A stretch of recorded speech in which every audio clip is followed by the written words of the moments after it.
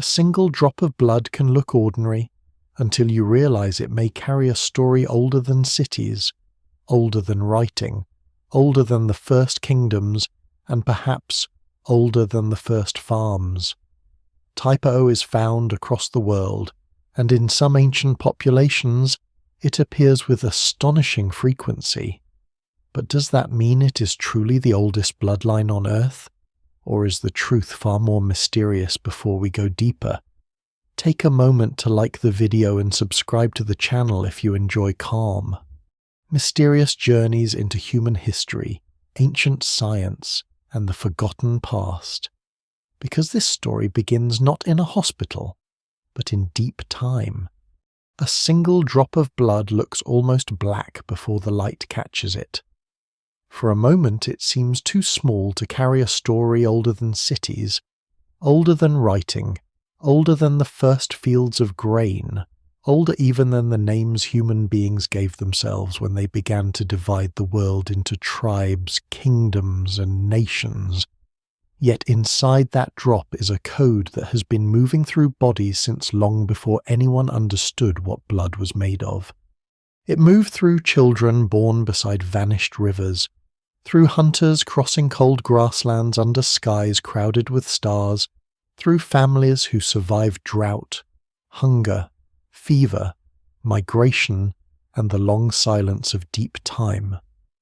It passed from one generation to the next without ceremony, without memory, without a word, and among the many markers hidden in that ancient current, one blood type has often been treated as especially old, especially primal, almost like a surviving trace from the earliest human world, Type O. The mystery begins not in a laboratory, but in a landscape. Imagine a band of early humans moving at the edge of an Ice Age plain. The air is dry. The ground is hard beneath their feet. In the distance, herds shift like dark weather across the horizon. And beyond them the land opens into a world that is both dangerous and full of possibility. These people do not know about antigens.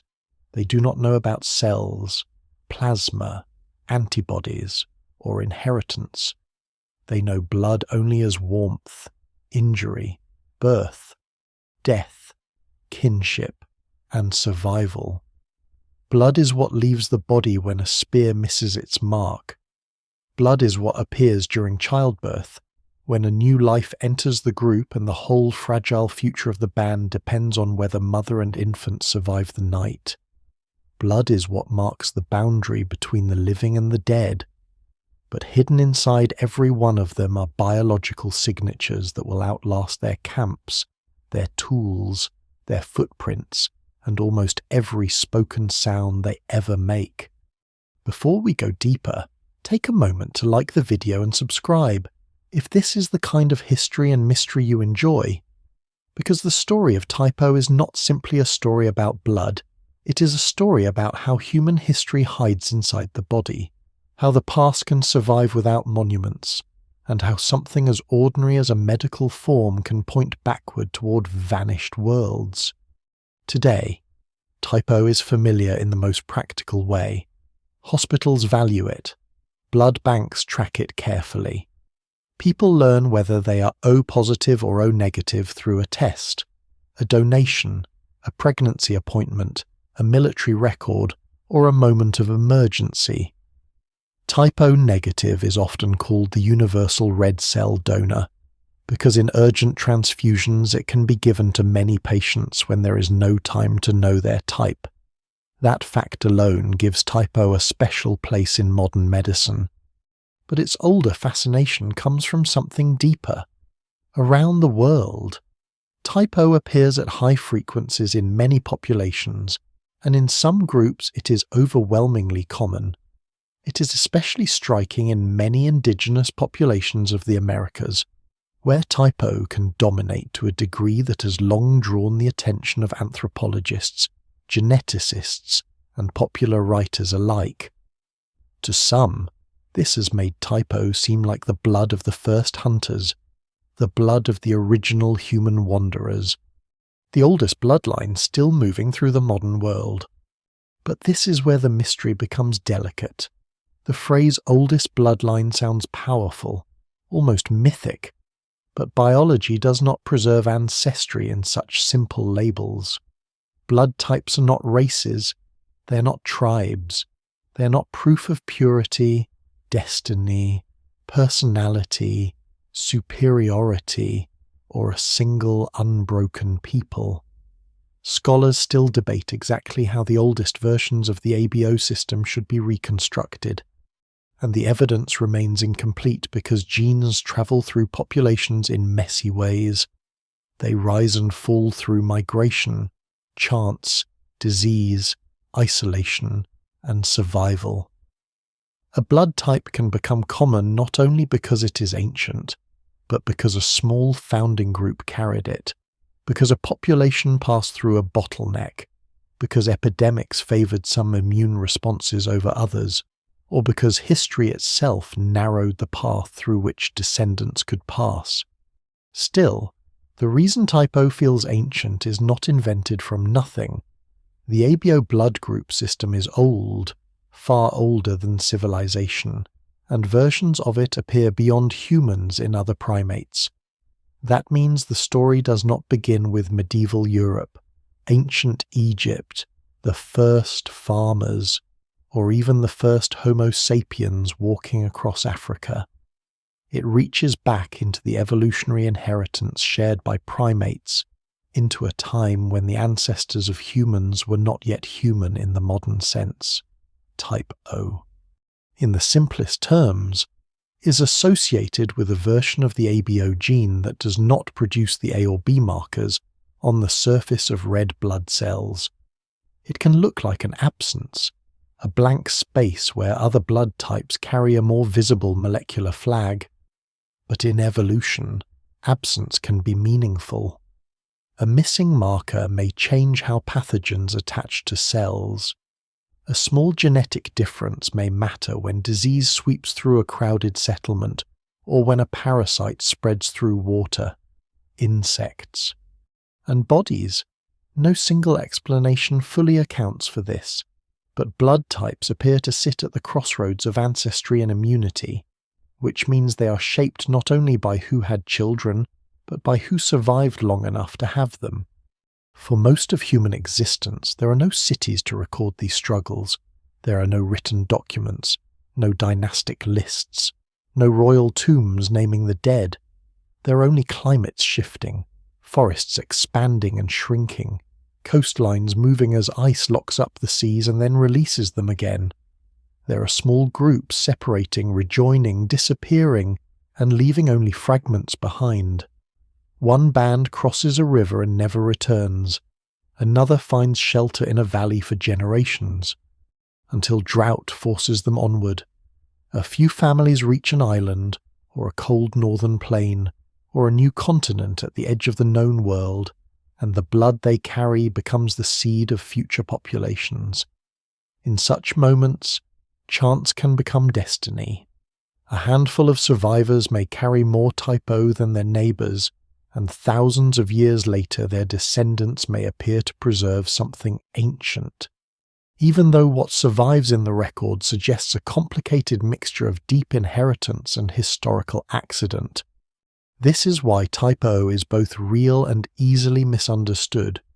It is real as a biological pattern. It is real as a medical category. It is real as part of the genetic variation that has accompanied human beings across continents. But the myth that it represents one pure original people, or one untouched prehistoric identity, collapses under the weight of what genetics actually shows. Human ancestry is not a straight line, it is a braided river. Streams divide, merge, vanish underground, and return in unexpected places. Every living person carries pieces of many ancient stories, most of them unnamed. Even when one marker appears old, it does not mean the rest of the genome tells a simple story. A person with Type O may carry ancestry from many migrations, many populations, many forgotten crossings, A person with type A or B may also carry genetic lineages reaching far into the deep human past. Blood type is a clue, not a complete map. And yet clues matter. They matter because the body often remembers what culture forgets. A stone tool can be buried. A settlement can rot into the soil. A language can disappear so completely that no living mouth can shape its sounds.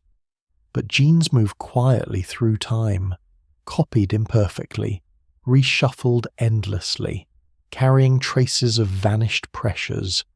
They do not tell stories in human language, but they leave patterns. The challenge is learning how to read those patterns without turning them into legend. So the journey into type O begins with a paradox. It may be one of the most ancient and widespread blood types in the human story, but calling it the oldest bloodline on Earth risks making the past too neat. It points toward deep ancestry, but it does not belong to one people alone. It may preserve signs of ancient survival, but those signs are mixed with migration, isolation, disease, and chance. It is both ordinary and extraordinary. Ordinary because millions upon millions of people carry it today. Extraordinary because its history reaches into a time before memory, when human beings were still learning the shape of the planet beneath their feet. The drop of blood dries dark on the stone. The people move on. Wind erases their tracks. Their shelters fall. Their fires vanish into ash, and the bones of the animals they hunted sink into the ground. But something continues. It moves in children who become parents, in bodies that endure hunger and fever, in families that cross mountains, deserts, forests, and ice. Long before anyone names it type O, long before science gives the mystery a letter, the old current is already flowing. Long before blood is sorted into letters, long before a doctor can place a drop beneath a lens and see patterns invisible to the naked eye, blood already carries its quiet distinctions. The people who walk through prehistory do not know that one person's blood can destroy another's if mixed in the wrong way. They do not know that the surface of a red blood cell can carry tiny molecular signs, or that the immune system can recognize those signs as familiar or foreign. They do not know that a difference too small to see can mean life or death in a transfusion, or that one day these differences will become part of how modern science reads the ancient movements of humankind. For them, blood is immediate. It is loss, heat, wound, birth, kinship, sacrifice, fear. Its hidden categories remain unnamed, yet they are already there. That is one of the strange truths of human biology. Nature does not wait for human understanding before it begins its work.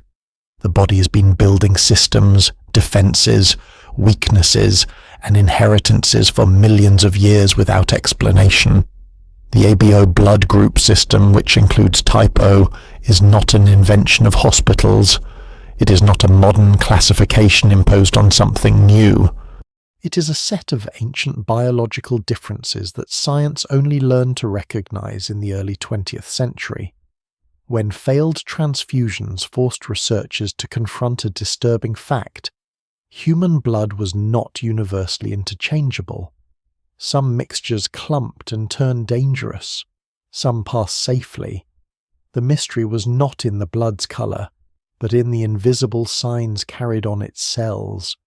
In the prehistoric world, those signs move silently through generations. A child inherits one version of the ABO gene from one parent and one from the other. The result may be type A, type B, type AB, or type O, depending on the combination. But no prehistoric parent knows this. A mother nursing her infant beside a fire cannot see the molecular inheritance she has passed on. A father teaching a child to follow animal tracks cannot know that some ancient variant inside him may continue for thousands of generations. These people understand resemblance in faces, movement, voice, and temperament, but not in antigens. They know that children can look like grandparents, that family traits reappear after skipping a generation, that certain strengths and weaknesses seem to run through kin, yet the deeper mechanisms remain hidden, buried inside cells. The surprising detail is that blood type differences are older than the human stories usually use to explain them. They do not begin when people become farmers. They do not begin when cities rise beside rivers. They do not begin when ancient empires classify bodies, lineages, and inheritance through myth. The roots of the ABO system reach back into primate evolution. Chimpanzees, gorillas, and other primates have related blood group patterns. Although the details are not identical to those in humans, this means the basic biological landscape behind ABO is much older than Homo sapiens. It belongs to a deeper family tree, one that stretches into forests where no human language has yet been spoken. What survives in modern blood is not simply a marker of human history, but a remnant of life experimenting with surfaces, sugars, immune recognition, and survival across immense spans of time. To understand why this matters, it helps to imagine the body not as a sealed object, but as a borderland. Every surface is watched. The skin guards the outside. The gut negotiates with food and microbes. The lungs open constantly to the world. Blood moves through inner roads. But even there, the immune system is alert to signs of invasion. On the surface of red blood cells, the ABO system involves small sugar structures that act almost like biological labels. Type A has one kind of label. Type B, another. Type AB carries both, and type O lacks the final A or B modification. It is easy to describe type O as having nothing, but that is not quite right. It carries the underlying structure, often called the H antigen, without being converted into A or B. In the language of evolution, this absence is still a condition, still a shape, still something pathogens and immune systems may encounter differently. In early human life, such differences probably did not matter every day. No one was performing blood transfusions on an Ice Age plain. No healer was matching donor and recipient in a cave or a forest camp. The consequences of incompatible blood would become visible only much later, when medicine began moving blood from one body into another. But blood type may have mattered in less obvious ways. Some infectious agents interact with the same kinds of cell surface sugars that define blood groups. Some diseases appear to strike people of certain blood types differently, though the strength and meaning of those patterns vary. Scholars still debate how much disease shaped ABO frequencies across deep time, and the evidence remains incomplete. But it is difficult to ignore the possibility that blood type is not merely a passive inheritance. It may be part of an ancient struggle between bodies and the invisible organisms that try to use them. Prehistoric humans live inside that struggle without knowing it.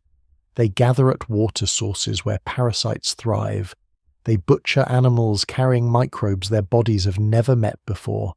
They sleep near insects, breathe smoke, share food, care for the sick, and move through environments filled with bacteria, viruses, fungi, and worms. Their world is not only a contest with predators and climate, it is a war with things too small to see. The people who survive are not always the strongest in the obvious sense. Sometimes they are those whose bodies happen to resist a fever. Sometimes they are those whose immune systems respond quickly enough, or not too violently. Sometimes survival turns on a molecular difference that no one can name. This does not mean type O is a magic shield from the past. It does not mean people with type O are older, stronger, purer, or closer to the first humans in any simple way. The popular imagination often wants blood to behave like a family crest, fixed and meaningful, but biology is rarely so generous. A blood type is one inherited trait among thousands, and the same type can appear in people with very different ancestries. It can become common in one region because of selection, in another because of chance, and in another because of migration. No single explanation fully accounts for the global pattern. That is what makes the subject fascinating, but also what makes it dangerous when turned into myth. Still, in the silent world before blood had names, these differences are already shaping possibilities. A small group separates from a larger population. By chance, several members carry type O. Their descendants inherit it in high numbers. Elsewhere, another group carries more type A or B. A disease passes through one valley and leaves behind a different balance than before. A famine reduces a community to a handful of survivors, and the blood types of those survivors become the foundation for generations not yet born. Over long periods, these small turns accumulate. The result is not a clean ladder of older and newer blood, but a landscape of frequencies, shaped by events that are mostly lost. The deeper one looks, the more the idea of blood becomes less like a symbol and more like an archive. It is not an archive with pages. It does not preserve names, battles, songs, or beliefs. It cannot tell us what language a person spoke, what gods they feared, what stories they told children in the dark. But it preserves traces of inheritance. It shows that ancient bodies were not identical. It reminds us that variation is not a modern complication, but one of the oldest features of being human. Even the earliest Homo sapiens were not a single uniform people. They were populations spread across landscapes, adapting, separating, rejoining, and carrying different combinations of inherited traits. Some of those traits vanished, some remained rare, some spread widely, some, like type O, became so familiar that their ancient strangeness disappeared behind ordinary paperwork and medical charts. A person today may learn their blood type in a few seconds and think of it only as a practical fact. But behind that letter is a history that begins before the letter exists, before the science exists, before the societies that first imagine blood as ancestry or identity. The blood types are already present in the bodies of people whose worlds have left almost no record. They are present when early humans shelter from cold winds near the mouth of a cave. They are present when a child is born during a season of drought. They are present when a group follows the retreating edge of ice into a new valley and becomes, without knowing it, part of a genetic future far larger than itself. This is the first quiet turn in the story. Type O does not become ancient because someone names it ancient. It is ancient because the system it belongs to is older than the human ability to explain it. For most of history, blood keeps its secrets perfectly. It flows, clots, stains, dries, and disappears into soil. But inside living bodies, its hidden category continue to pass forward, waiting for a future age to discover that the deepest records of the past are not always carved into stone. Sometimes they're carried in silence beneath the skin. The secret finally begins to take shape when science learns that blood is not one substance, but a world of moving parts. Under the microscope, the old red river becomes crowded with cells, each one travelling through the body like a tiny vessel built for oxygen. They are simple in appearance, these red blood cells flattened and smooth, stripped of a nucleus in their mature form, designed less like independent living things and more like carriers in a vast transport system. Yet their surfaces are not blank. They are covered with molecular structures, and among those structures are the signs that make the ABO system possible. The difference between type A, type B, type AB, and type O is not a difference in colour. strength, thickness, or some visible quality that prehistoric people could have noticed. It is a difference in microscopic decorations, tiny sugar-based markers arranged on the cell surface, small enough to hide from human eyes for almost all of history, but important enough to decide whether blood is accepted or attacked. This is where Type O becomes especially interesting, because it appears almost like a refusal to wear the later badges. In the ABO system, the body begins with a basic structure on the red blood cell surface. In Type A, an enzyme modifies that structure in one way. In Type B, a different enzyme modifies it another way. In Type AB, both modifications appear. But in Type O, the common form of the gene produces no working enzyme for either A or B conversion, so the underlying structure remains unaltered. It is not emptiness in the pure sense. It is more like an older surface left unfinished by the particular genetic instructions that create A or B. That detail has helped feed the popular idea that Type O is somehow more original, more ancient, closer to the first human blood, but the evidence is more intricate than that, and the deeper story is not a simple ladder from O to A to B. Evolution rarely writes in straight lines. The ABO gene sits on chromosome 9, and like all genes, it has a history of mutation, inheritance, and recombination. The A and B versions differ in ways that change the enzyme's final action, while many O versions contain mutations that stop the enzyme from working properly. The most common O variant in many populations involves a small deletion in the gene, a tiny missing piece that shifts the instructions and prevents the usual enzyme from being made.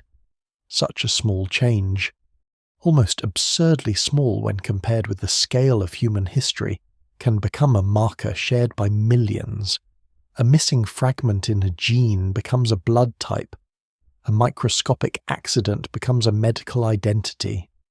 A change no ancient person could imagine becomes one of the most familiar letters in the modern world. Yet there is a lesser-known twist. Type O is not one single ancient thing. There are multiple O alleles, multiple genetic routes by which the A or B marker may fail to appear. Some are common, some rare, some more geographically limited. This matters because when people say Type O is the oldest, they often speak as if all Type O blood descends from one original source, a single ancestral bloodline moving unchanged from the first humans to the present. But what survives in the genetic record suggests a more complicated picture. Different O variants may have different histories. Some may be old. Some may have expanded more recently. Some may have risen in frequency through founder effects or selection. The letter O on a blood test can hide several genetic stories beneath the same visible outcome. The word itself also carries an odd history. The O is often understood as 0, representing the absence of A and B antigens, though in some traditions it has been written as the letter O. That small ambiguity fits the subject almost too well. Is Type O a 0, a lack, a blank? Or is it a type of its own, a presence defined by what remains in medicine? The practical answer matters more than the philosophical one. People with Type O red blood cells do not have A or B antigens on those cells, so their red cells are less likely to be attacked by the antibodies of recipients with other ABO types. This is why Type O negative red blood cells are so valuable in emergencies. But the plasma of Type O individuals often contains antibodies against A and B, which means whole blood and plasma compatibility are more complicated than the popular phrase universal donor suggests. The familiar label is useful, but it is also simplified. That simplification is a recurring theme in the history of blood. Human beings like clean categories. Science often begins by creating them, because categories make hidden patterns visible. But once the category enters popular culture, it can harden into myth. Type O becomes the original blood, Type A becomes the farmer blood, type B becomes the nomad blood, type AB becomes the newest blood. These claims appear in books, online charts, personality systems, and diet theories, often stated with confidence far beyond the evidence. They offer an attractive story because they turn a complex genetic system into a set of characters in a human drama. But scholars still debate the evolutionary history of ABO, and no single explanation fully accounts for the age, distribution, and survival of its variants. The real drama is not less interesting because it is more complicated. It is more interesting because it resists being reduced. To see why, one must look beyond the letter and into the forces that shape genes. A blood type can persist because it is neutral enough not to be eliminated. It can spread because it gives some advantage in a particular environment. It can become rare because a population collapses or migrates. It can become common because a few founders happen to carry it. It can be maintained because different types have advantages against different diseases, preventing any one type from dominating everywhere. This balancing act may help explain why the ABO system remains so widespread and diverse.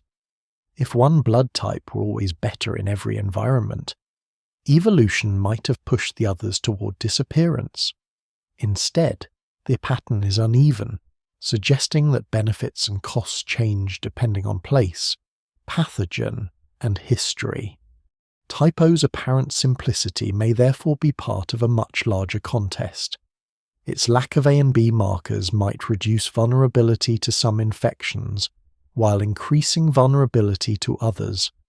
Some studies have linked type O with lower risk of severe outcomes in certain clotting-related conditions, but with greater susceptibility to particular gastrointestinal infections. Other blood types show their own patterns of risk and resistance. The evidence remains incomplete, especially when trying to project modern medical findings backward into prehistory. Ancient disease environments were not identical to modern ones. Pathogens evolved, human settlements changed, diet, sanitation, animal contact, and population density all shifted dramatically over time. Still, the possibility remains that type O survived not because it was simply oldest, but because it occupied a changing set of advantages and disadvantages across different worlds. There is something almost haunting in this. The ABO code is not written for human meaning. It has no concern for ancestry, pride, personality, or myth. It is chemistry, inheritance, and immune recognition.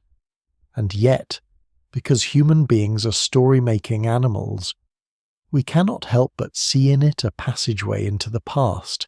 A person touches a finger to a test strip and learns a letter. That letter seems modern, clinical, ordinary. But the gene behind it has moved through bodies that never saw metal, never built cities, never spoke any language that survives. It passed through worlds where the map of the earth looked different, where coastlines stretched farther out during low sea levels, where mammoths still crossed cold plains, where forests swallowed campsites after people moved on. The code is biological, but its journey is historical. The important point is that type O is not ancient because it is primitive in some crude sense. It is not a leftover from a less developed humanity. Evolution does not arrange blood types from inferior to superior, from old to modern, from simple to advanced. A mutation that disables an enzyme is not automatically a step backward. It is a change, and its meaning depends on context. In one environment, it may matter little. In another, it may influence disease risk. In another, it may spread by chance among a small isolated group. This is why the same biological fact can be both deeply old and constantly renewed. Every child born with type O is not carrying a fossil exactly, but a living version of an ancient pattern, copied again into the present. The ABO code emerges, then, as a kind of hidden alphabet. It is not the alphabet of civilization, carved into clay or inked onto parchment. It is older, quieter, and less obedient to human interpretation. Type A, Type B, Type AB, and Type O are the visible names we give to molecular arrangements that long preceded our naming of them, and Type O, with its absent A and B markers, invites the strongest imagination because it looks like a beginning. But beginnings in biology are rarely clean. They branch, vanish, reappear, and overlap. The blank space may be old, but it is not empty. It is crowded with history. To call Type O the oldest bloodline is to step onto unstable ground, because the phrase carries two different meanings at once. One meaning belongs to science. It asks how old the ABO system is, how old certain O variants may be, and how those variants move through ancient populations. The other meaning belongs to myth. It imagines blood as a pure ancestral river, flowing unchanged from the first humans into the present, separating people into deeper and shallower pasts. The first meaning is difficult but useful. The second is seductive and misleading. Much of the mystery around Type O lives in the space between them. The temptation is easy to understand. Nations are young, languages are young, even the oldest cities are young when measured against the full span of human evolution. Agriculture is only a recent experiment compared with the hundreds of thousands of years in which Homo sapiens lived by hunting, gathering, fishing, scavenging, and following seasonal rhythms. Writing appears so late that most human lives vanish before it can record them. But blood feels older than all of that. It seems to pass beneath culture, beneath politics, beneath the fragile identities people build and destroy. If Type O is widespread, and if it appears in many populations with deep prehistoric roots, then it is natural for the imagination to make a leap. Perhaps this is the blood of the beginning. But biology resists that leap.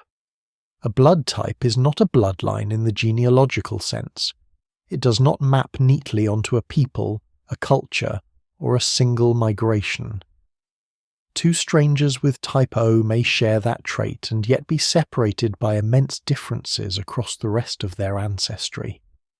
Two siblings may have different blood types and still share the same recent family history.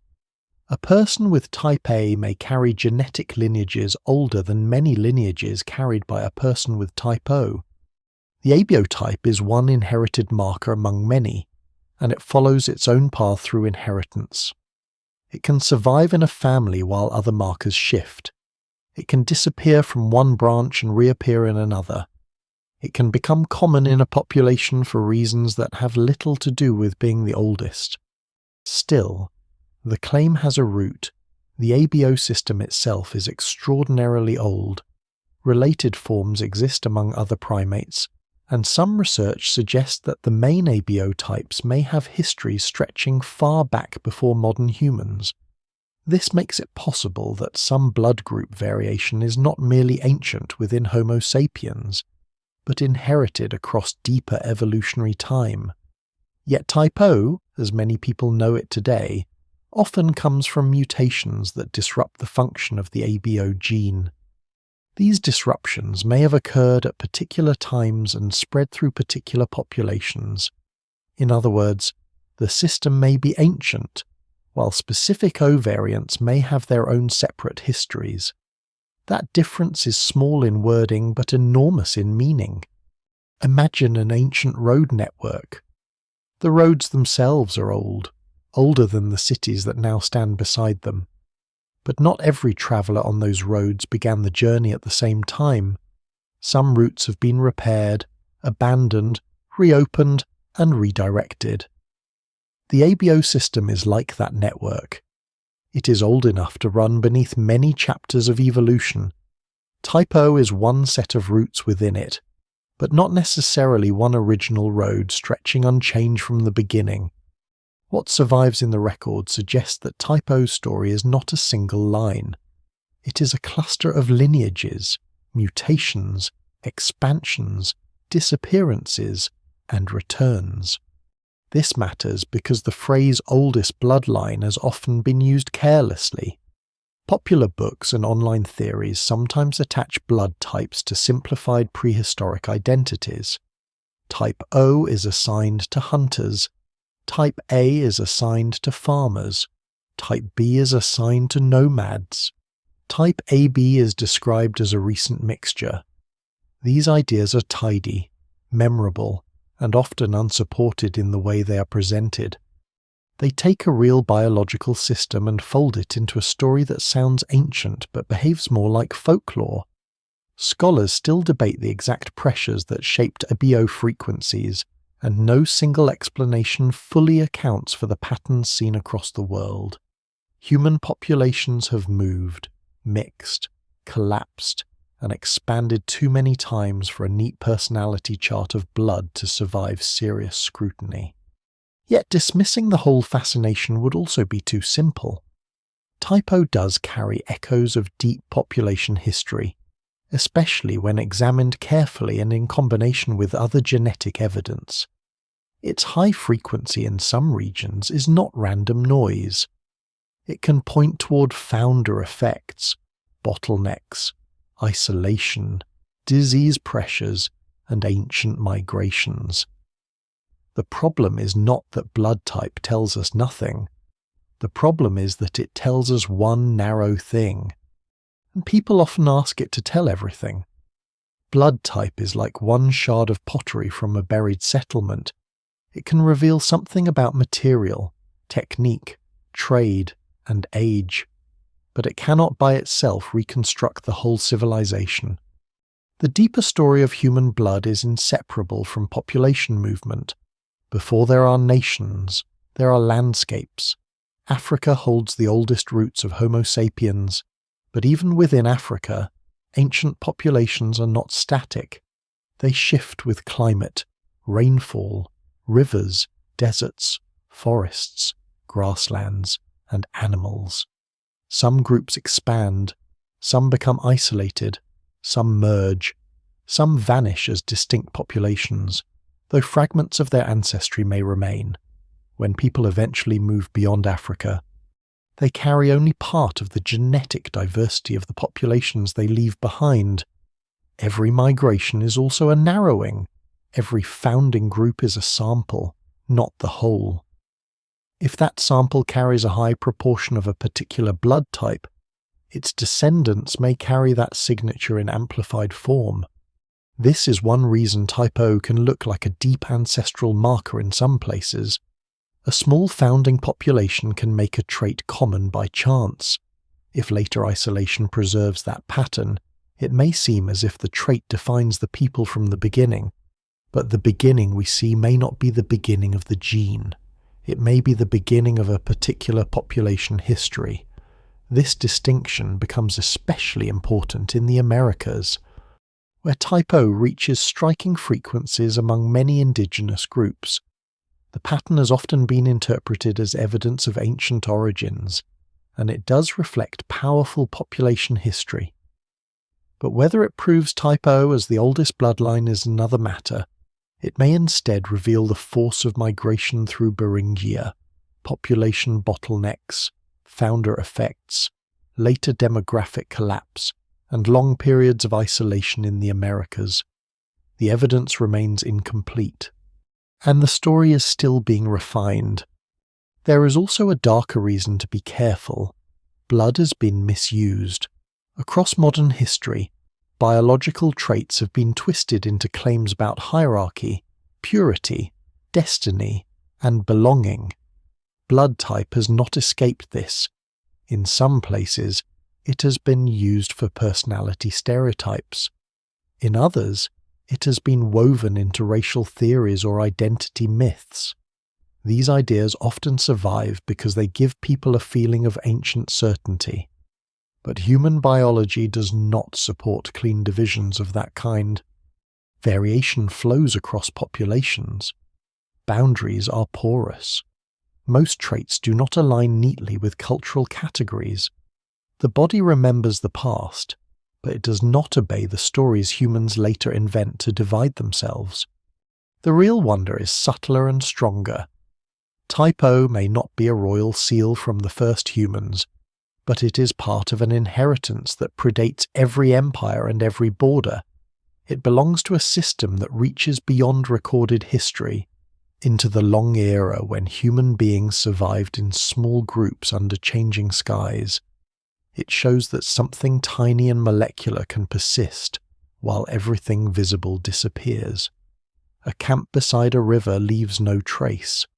A language dies with its last speakers. A painted hide rots. A path through grass closes behind the feet that made it. But a genetic variant can pass forward, not because anyone protects it, not because anyone remembers it, but because bodies keep making bodies. This is why the idea of Type O as ancient should not be thrown away, only handled with care. It is ancient in the sense that it belongs to an old biological system and appears deeply embedded in human population history. It is not ancient in the sense of being a pure, unchanged bloodline belonging to the first people alone. It is a clue from deep time, not a crown. It is a surviving trace, not a complete ancestry. It invites awe, but it also demands caution. And as the story moves away from the clean white light of the laboratory and back toward the prehistoric world, Type O begins to look less like a label and more like a traveller. It moves through bodies that know hunger, cold, heat, injury, childbirth, and fever. It crosses landscapes without maps. It survives in some groups, fades in others, rises again where chance and survival allow. It is older than nations or tribes not because it defines them, but because it passes underneath them, through the long human current from which all later identities are only brief surfaces. The old current moves through a world that is colder, wider, and less forgiving than the one most people know today. Ice locks enormous volumes of water away from the seas. Coastlines lie far beyond their modern edges. Grasslands stretch where forests will one day rise, and animals larger than memory move across open country in seasonal waves. Human beings live close to the ground, close to weather, close to hunger. Their shelters are temporary. Their tools are carried by hand. Their knowledge is not written down, but stored in bodies, gestures, paths, scars, and the careful attention needed to stay alive. If Type O travels with them, it travels not as a symbol, but as part of a body constantly tested by the world. The popular image of the ancient hunter is often too simple. It imagines a single kind of person moving through a single kind of landscape, as if prehistory were one endless plain of spears and mammoths. In reality, early humans live in many worlds at once. Some follow herds across cold steppe. Some fish along coasts that are now drowned beneath the sea. Some gather roots, seeds, shellfish, insects, honey, berries, and bitter plants that require long experience to use safely. Some shelter in caves, but many never see a cave at all. They build windbreaks, sleep beneath hides, return to seasonal camps, and read the land with a precision that modern people often mistake for instinct. Their survival depends less on brute strength than on memory, cooperation, and adaptability. Inside their bodies, blood types are only one small part of that adaptation. Type O does not make a hunter. It does not belong only to foragers, and it does not prove that one person is more ancient in lifestyle or nature than another. Still, the long age of hunting and gathering matters because it is the environment in which most of human biological history unfolds. For hundreds of thousands of years, Before crops and cities concentrate people and animals together, human populations are small, mobile, and unevenly connected. In such conditions, genetic patterns can shift in ways very different from those seen after agriculture. A band may number only a few dozen people. A region may hold scattered groups that meet seasonally, exchange partners, share stories, and then separate again. A drought, a harsh winter, or a disease outbreak can reduce a group so sharply that the traits carried by the survivors become disproportionately important. This is where chance becomes a quiet architect. Imagine two neighboring groups in a late Ice Age landscape. Their tools may look similar, their diets may overlap, their children may sometimes marry across group boundaries, yet their blood type frequencies may differ simply because their founding ancestors differed. One group may carry more type O, another may carry more type A, over many generations. If the groups remain partly separate, the difference may grow stronger. If a severe season kills many in one group but spares a few families, the blood types of those families may shape the future more than any grand evolutionary advantage. The evidence remains incomplete for reconstructing such details, but population genetics shows that small groups can magnify accidents. In deep time, coincidence can harden into pattern. Disease adds another layer, and perhaps a more restless one. For ancient foragers, the disease world is not the same as it becomes in cities. They are less likely to sustain some crowd diseases that require dense populations, but they are not living in a paradise free of infection. They encounter parasites in water, pathogens in meat, microbes from animals, wounds that become infected, respiratory illnesses moving through camps, and diseases carried by insects. Smoke from fires irritates lungs. Cold weakens bodies. Malnutrition during difficult seasons makes infections more dangerous. Children are especially vulnerable. A fever that passes through a small group can change its future more thoroughly than a battle. Blood type may have played some role in these invisible wars, though scholars still debate how much. The ABO antigens are not only on red blood cells. Related molecules can appear in other tissues and secretions, depending on a person's genetics. This means blood group biology may influence how certain pathogens attach, spread, or trigger immune responses. Type O has been associated in modern studies with different risks for some infections and clotting-related conditions. But the pattern is not universally protective. It may reduce vulnerability in one context and increase it in another. No single explanation fully accounts for why type O became common in many populations while other blood types also persisted. That persistence itself suggests a shifting balance, with different advantages under different pressures. A lesser-known detail sits inside this balance: the same blood type can affect more than transfusion compatibility, but not always in obvious or dramatic ways. For example, blood group traits can influence levels of certain proteins involved in clotting, which may have small effects on bleeding or thrombosis risk. In a prehistoric setting, where injury is common and medical care is limited, even small differences might matter, but they are difficult to measure across ancient time. A slightly greater tendency to bleed could be dangerous after childbirth or trauma. A slightly greater tendency toward clotting could be dangerous in other conditions. Evolution works with trade-offs, not perfect designs. The body is not engineered for immortality. It is shaped by enough survival to pass life onward. The Ice Age world also changes around these bodies. Climate does not move smoothly. It pulses. Cold periods deepen. Warmer intervals open corridors of migration. Forests retreat and return. Deserts expand and soften. Sea levels fall and rise.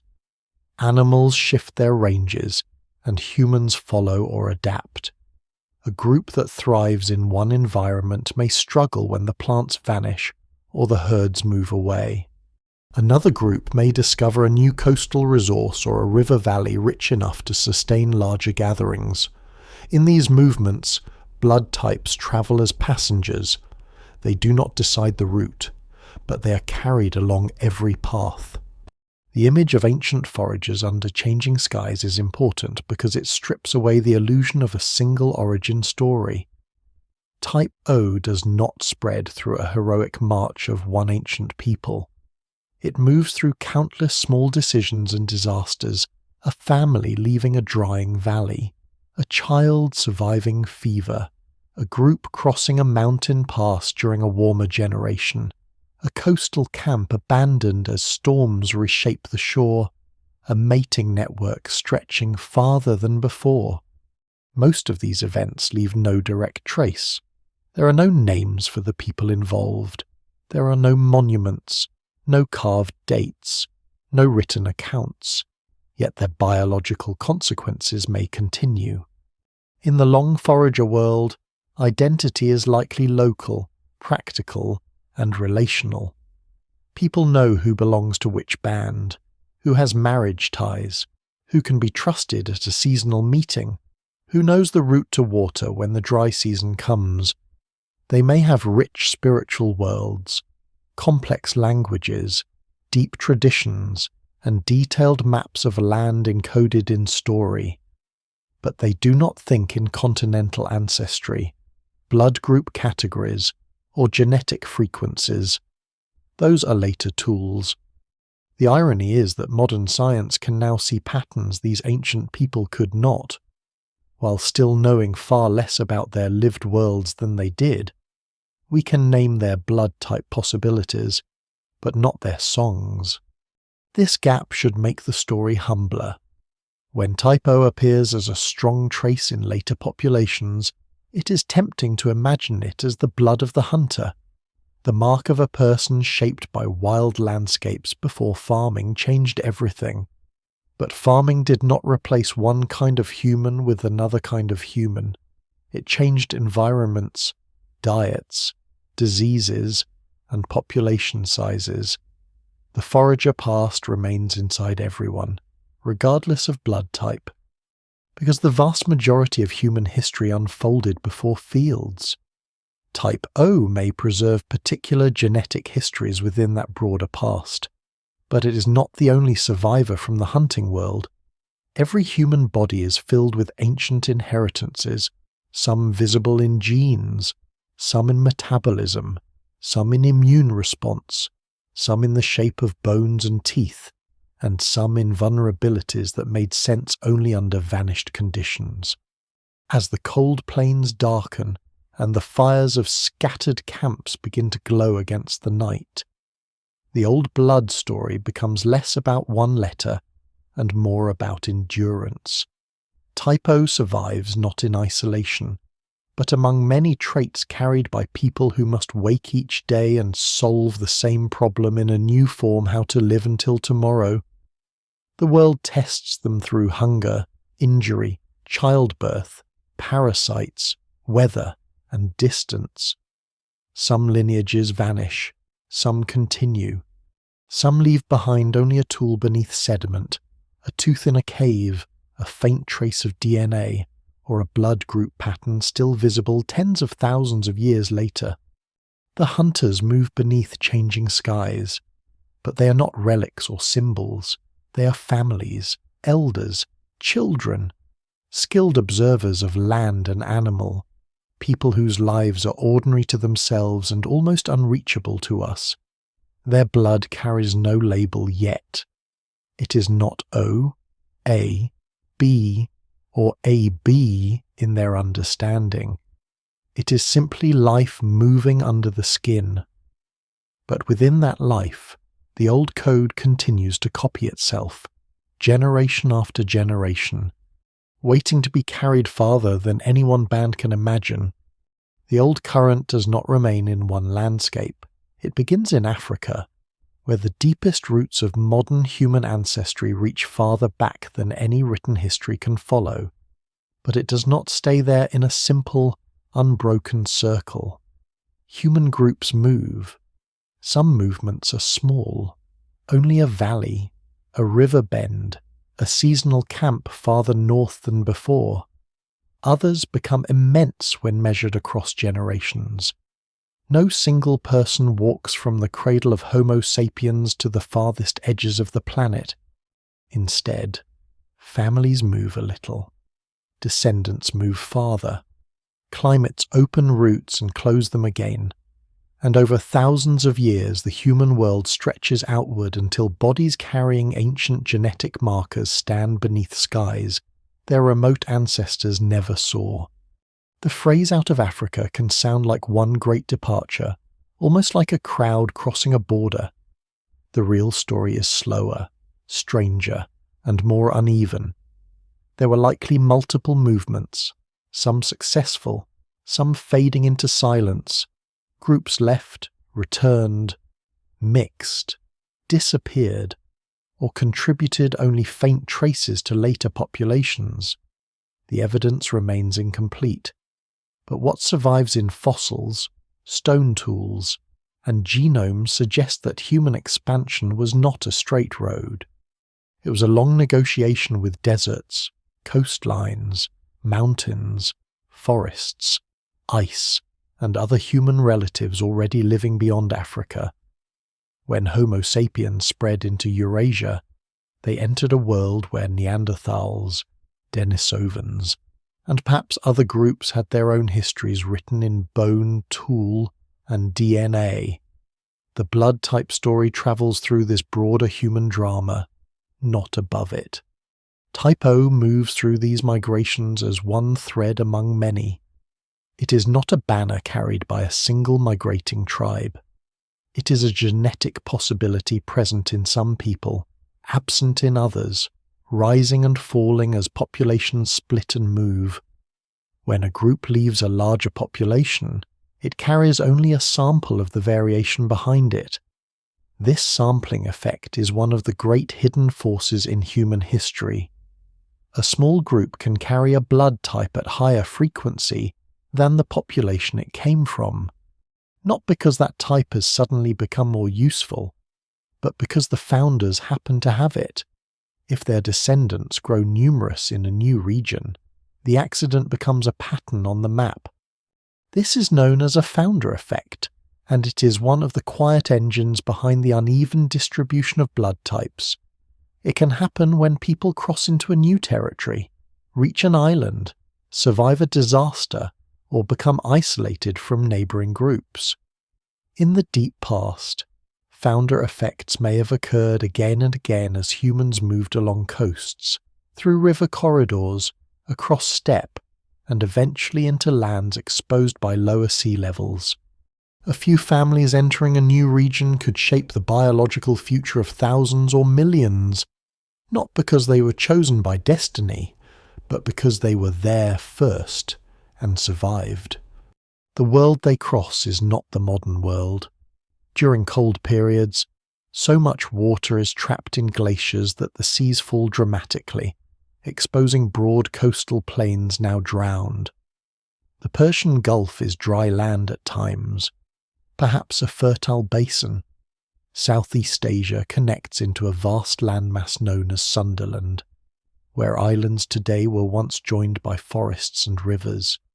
Between Siberia and Alaska, Beringia stretches as a cold, wind-swept bridge. Not merely a narrow crossing, but a broad inhabited landscape in its own right. These lost geographies matter because they remind us that ancient migration routes are often hidden underwater.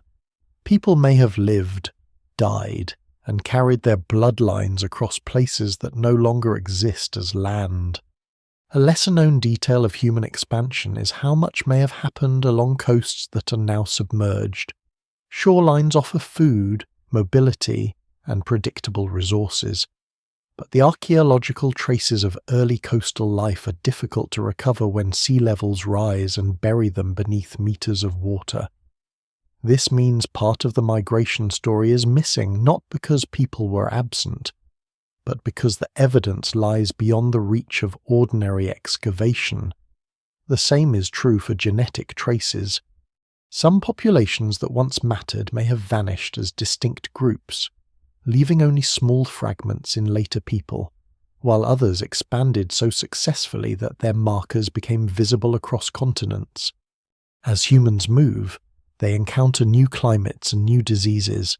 They meet unfamiliar plants and animals. They adapt to altitude, cold, sunlight, diet, and local pathogens. Blood type may not be the most dramatic adaptation compared with skin pigmentation, lactose tolerance much later, or genes linked to altitude survival, but ABO variation remains part of the immune landscape. Type O may rise in one region through chance, persist in another through selective pressures, and decline elsewhere through the ordinary reshuffling of inheritance. No single explanation fully accounts for its global journey. The pattern is too old, too scattered, and too entangled with population history. In Eurasia, ancient human groups spread across environments that would challenge any simple idea of a single prehistoric lifestyle. Some live near rivers rich with fish. Some hunt reindeer and horse across cold plains. Some gather nuts and plants in temperate forests. Some survive near deserts where water determines every movement. Their communities are small by later standards, but not simple. They make tools with skill, carry ornaments, use pigments, bury some of their dead, and maintain social networks over distance. Their blood types are not visible in the archaeological record in the way stone blades are visible, yet the people who make those blades carry the same hidden biological categories that later science will name. The further groups move from their ancestral sources, the more genetic drift can matter. Drift is change by chance, especially powerful in small populations. It is not adaptation in the usual sense. It does not require a trait to be better. It only requires that some people have more descendants than others, or that population becomes small enough for random differences to loom large. A harsh winter, a landslide, a failed hunt, a conflict, a disease outbreak. A river changing course, any of these can narrow a group. If the survivors carry type O more often than those lost, then type O becomes more common in that lineage. Multiply such moments across thousands of years, and the map of blood begins to look like a record of both survival and accident. This is one reason the language of bloodline can mislead. It suggests a noble thread moving cleanly from ancestors to descendants, but the true pattern is closer to weather. There are currents, pressures, storms, and calm regions. There are expansions that spread a marker widely, and bottlenecks that erase diversity. There are meetings between groups that blend previously separate histories. A blood type can cross cultural boundaries without anyone noticing. It can survive the fall of a people whose language disappears.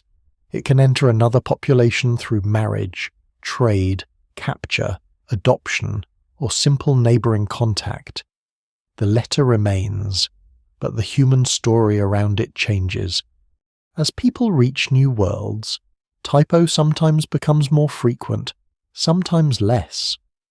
Africa retains immense genetic diversity, reflecting its deep role in human origins. Eurasia develops its own complex regional patterns. Oceania carries traces of some of the most remarkable early sea crossings in human history. The Americas, reached much later by populations moving through or from northeastern Asia, will eventually show some of the most striking type O frequencies on Earth. But that later mystery cannot be understood without this earlier one. Every migration is a narrowing and a transformation.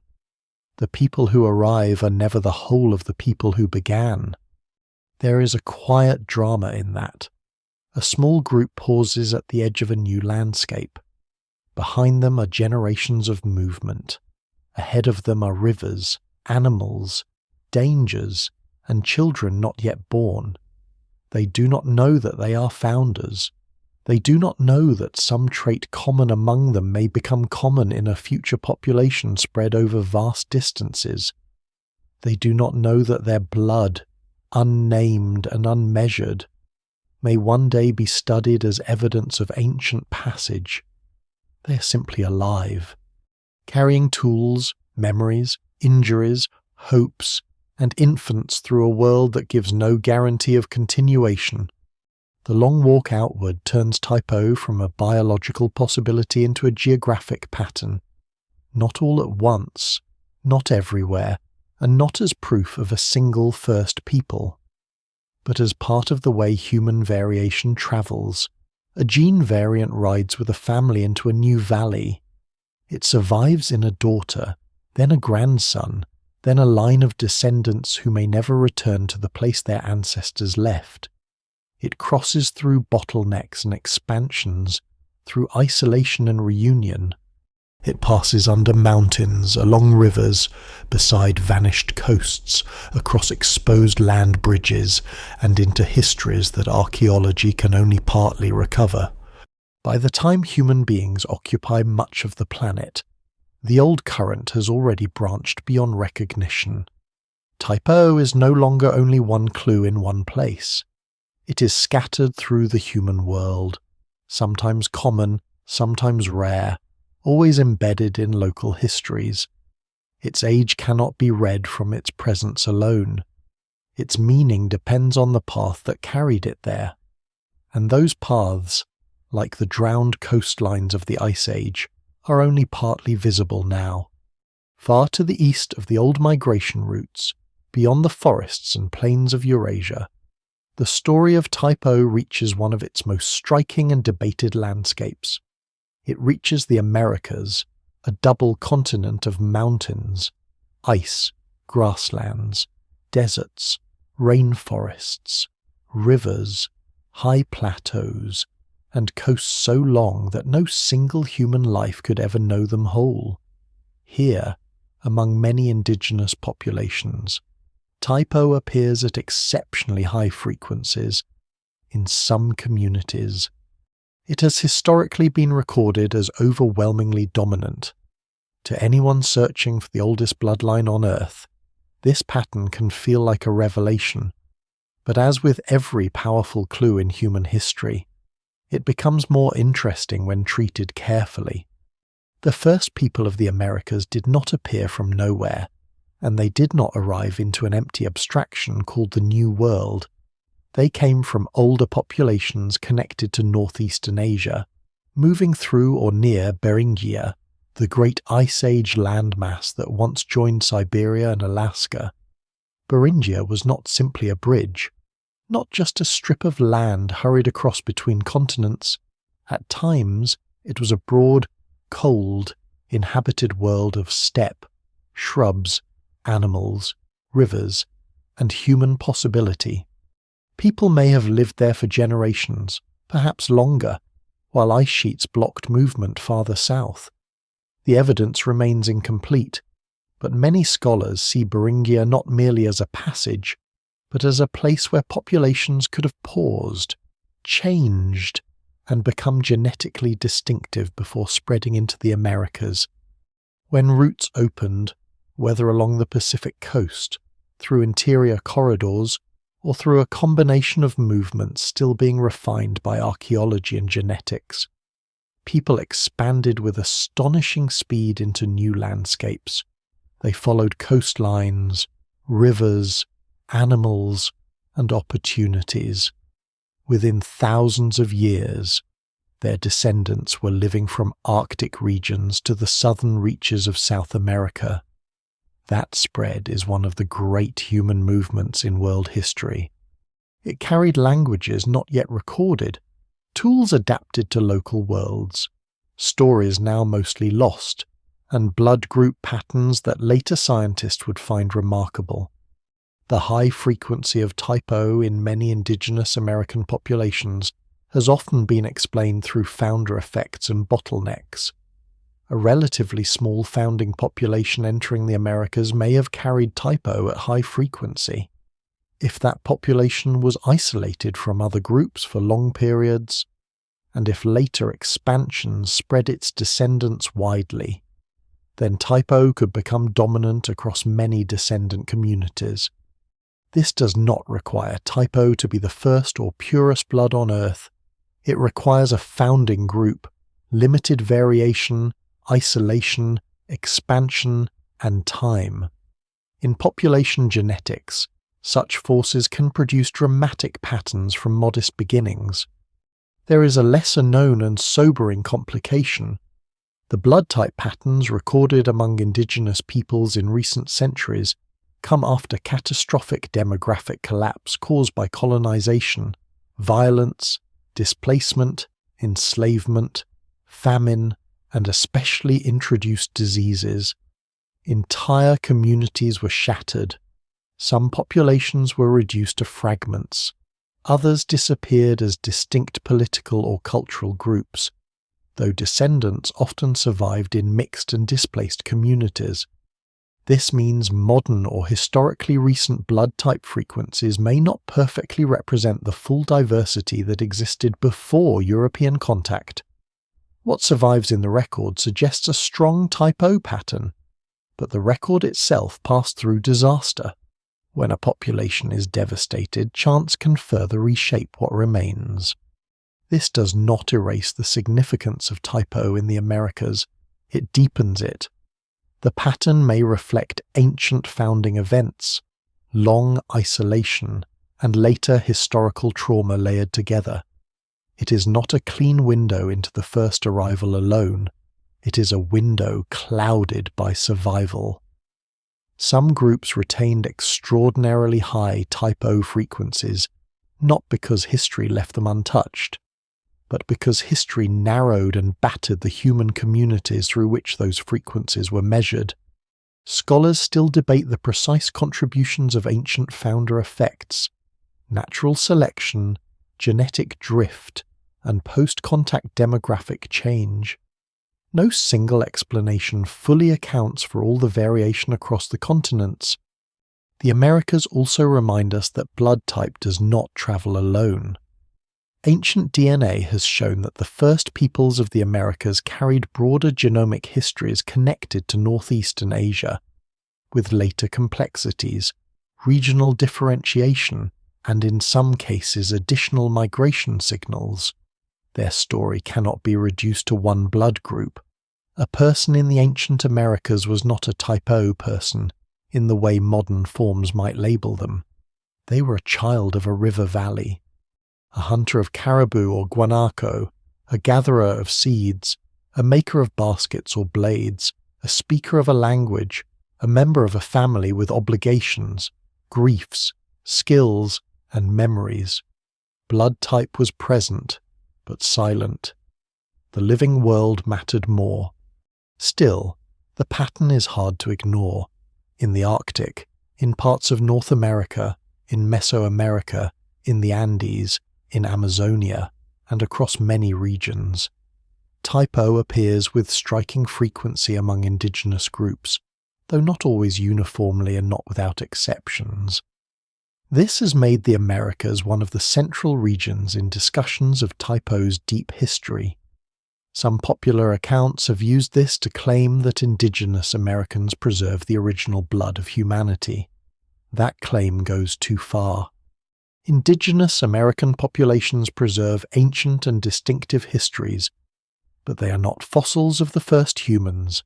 They are living peoples with complex pasts, migrations, innovations, collapses, recoveries, and modern identities.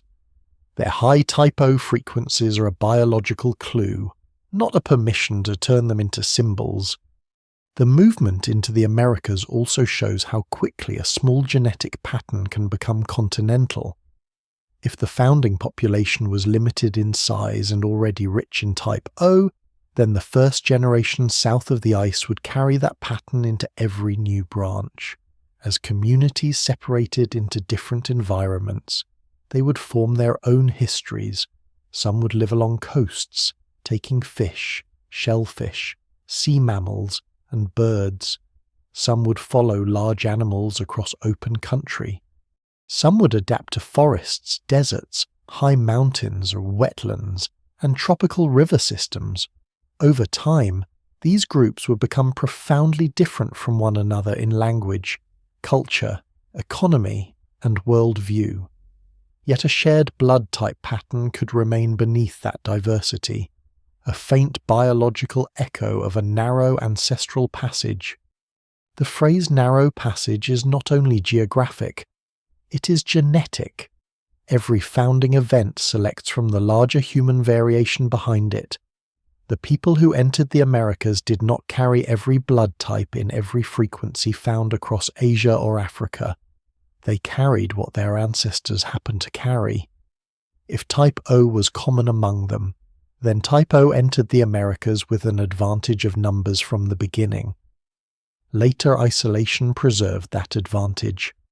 In small or separated populations, drift could intensify it further, and if disease pressures favoured type O in some contexts, selection may have added another layer, though the evidence for this remains debated and difficult to reconstruct. There is a haunting image in this: a group living in Beringia during a long cold pause, surrounded by wind, animals, and horizons of ice-shadowed land. They are not waiting to become the first Americans. They do not know such a future exists. They're simply living where their world has placed them. Children are born into that cold country. Elders die there. Skills are taught. Marriages are made. Stories are told. Blood passes quietly from one generation to another. Then, in some warmer interval or along some opened coastal route, descendants move into lands beyond the ice. They carry with them not only tools and knowledge, but a narrowed sample of human variation. From that narrowing, a continental pattern begins. Yet the Americas are not a museum of beginnings. They are places of continual change. Populations grow, split, migrate, trade, fight, merge, and build. Cities rise in Mesoamerica. Andean societies transform mountain landscapes. Agricultural systems emerge independently in several regions. Amazonian peoples reshape forests in ways modern researchers are still uncovering. North American communities build mounds, towns, trade networks, and ceremonial centers. Blood type remains only one hidden thread in this enormous tapestry. To focus on type O without remembering the complexity of indigenous history would flatten the very people whose genetic patterns seem so intriguing. The mystery in the Americas is therefore not that type O proves a simple oldest bloodline. The mystery is how a tiny molecular marker can reveal the force of ancient migration, isolation, expansion, and catastrophe across continents. It shows how much of history is carried by small founding groups. It shows how a genetic pattern can become widespread not because it belongs to a superior or original people, but because human survival often passes through narrow gates. Some gates are made of ice. Some are made of sea levels. Some are made of disease. Some are made of violence. Those who pass through carry the future in their bodies. By the time modern scientists begin measuring blood types, the old American story has already been broken and transformed by contact, colonization, and survival. Yet type O remains there, a strong signal beneath layers of history. It points backward toward Beringia, toward founding populations, toward the first movements into a vast hemisphere, and toward the fragile mathematics of descent. It does not answer every question. It does not give back the names of the first travellers. It does not tell us what they believed when they saw new mountains rise ahead, or strange animals move through unfamiliar valleys. But it does tell us that their passage mattered, not only in tools and bones, but in the blood of descendants. And so the old current enters the Americas not as a mythic royal line, but as a survivor of narrowing. It becomes common because history funnels people through small beginnings, then lets their descendants spread across worlds of astonishing variety.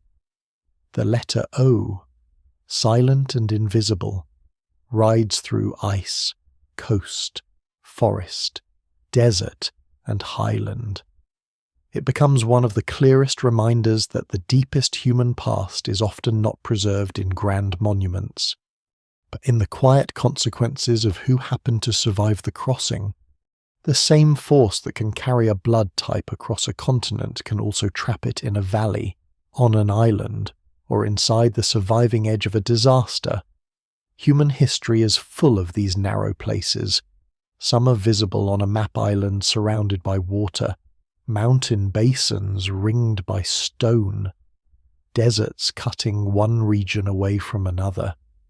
Others are invisible until genetics reveals them a population that once passed through a severe bottleneck, a community founded by only a few families, a lineage that survived while neighbouring lineages disappeared. Type O, like every inherited trait, can be reshaped by these moments. It can become common not because it is universally advantageous, and not because it is uniquely ancient, but because history sometimes leaves only a few doors open. An island makes this easy to picture. A small canoe reaches shore after a difficult crossing, or a few families arrive over generations following fish, birds, currents, or stories of land beyond the horizon. They bring tools, seeds perhaps, animals in later periods, and the invisible inheritance of their bodies. If most of those founders carry type O, then the island's future population may carry it in high numbers. If later contact is rare, the pattern may remain for centuries or millennia. To later observers, the blood type may seem to belong to the island itself, as if shaped by the soil, the winds, or the sea. In truth, it may partly reflect the chance composition of the first people who stayed. This does not mean environment is irrelevant.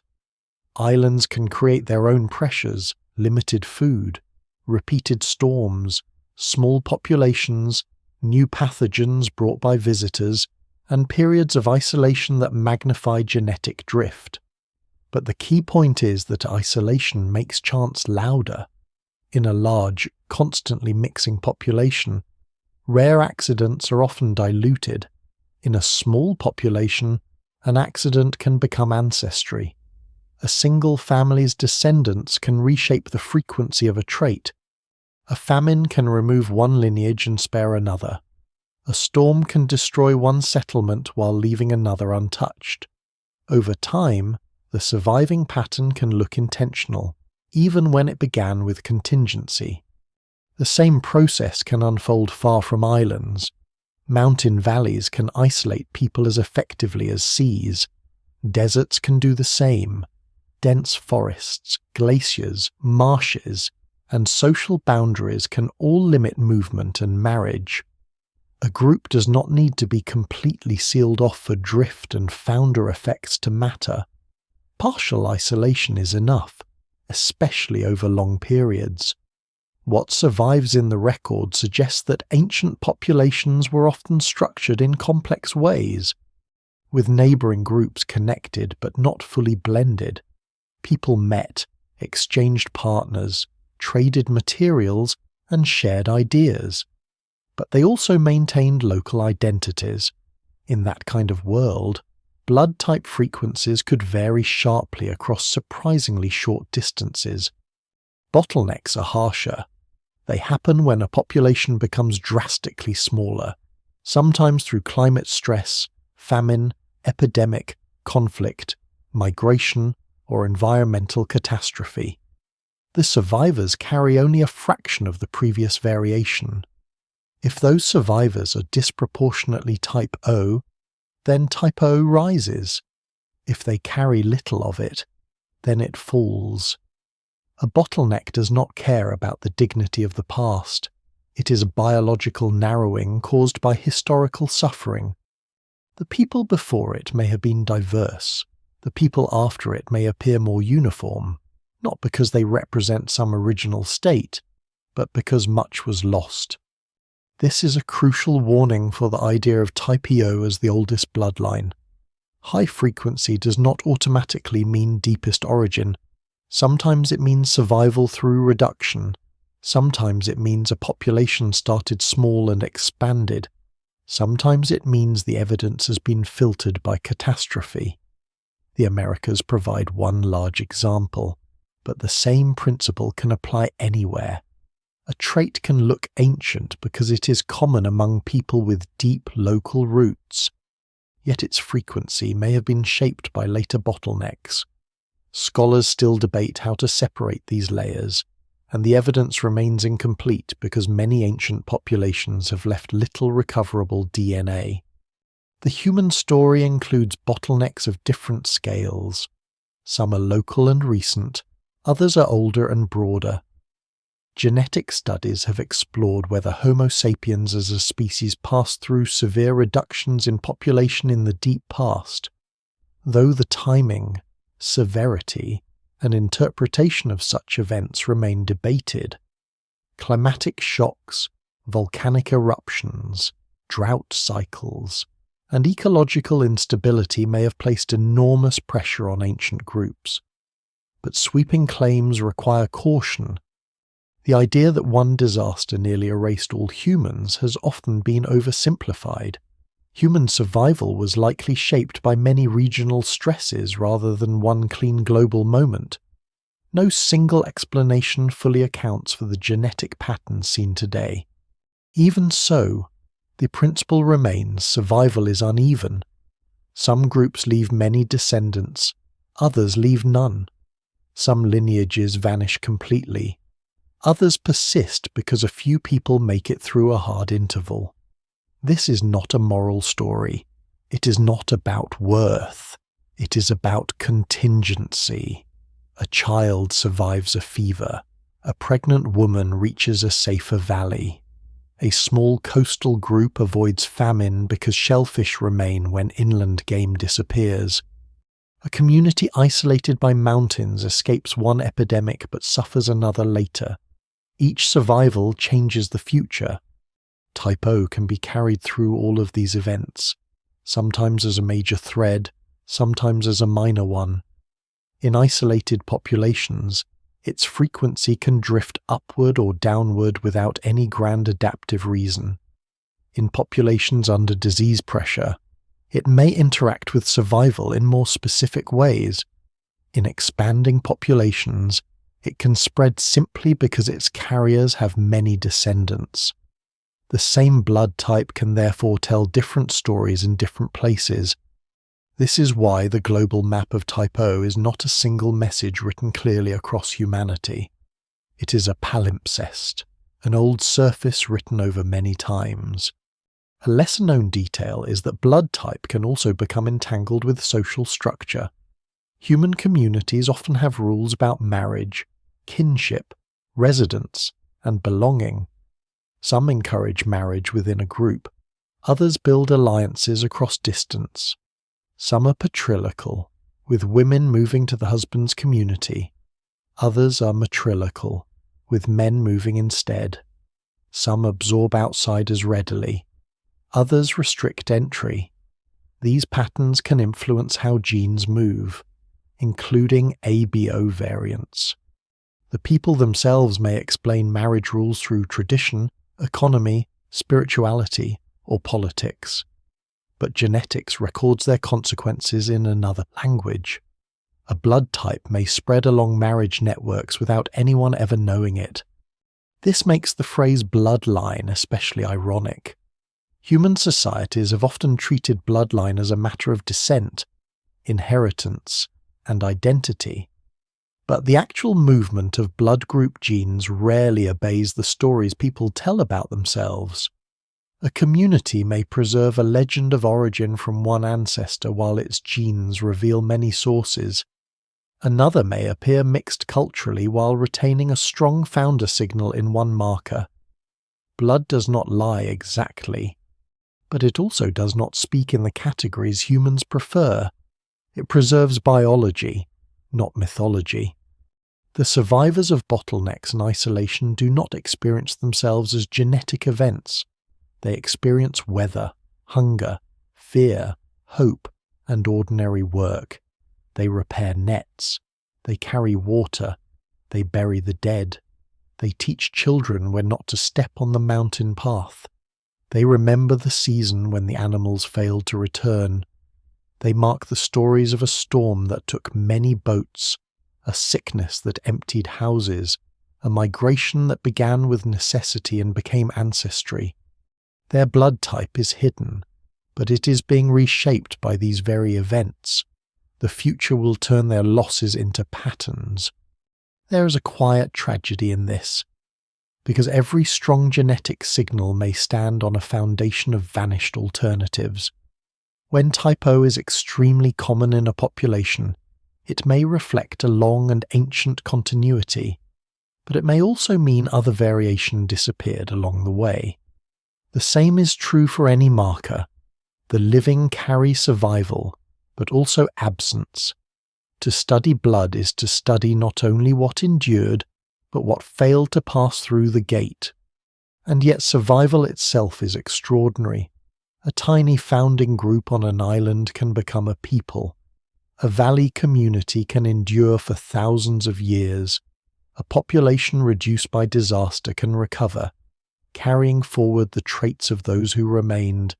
Type O's journey through islands, bottlenecks, and survivor groups shows how deeply human history depends on small numbers. Empires later boast of armies and monuments, but much older history often turns on 20 families, 10 mothers, 3 surviving children, 1 crossing made at the right time. The scale is intimate before it becomes continental. As the old current moves through these narrow places, it loses any remaining resemblance to a simple origin myth. It is not a straight inheritance from the first human to the modern world. It is a traveller through filters. Each filter changes the pattern. Some filters are geographic, some are ecological, some are social, some are catastrophic.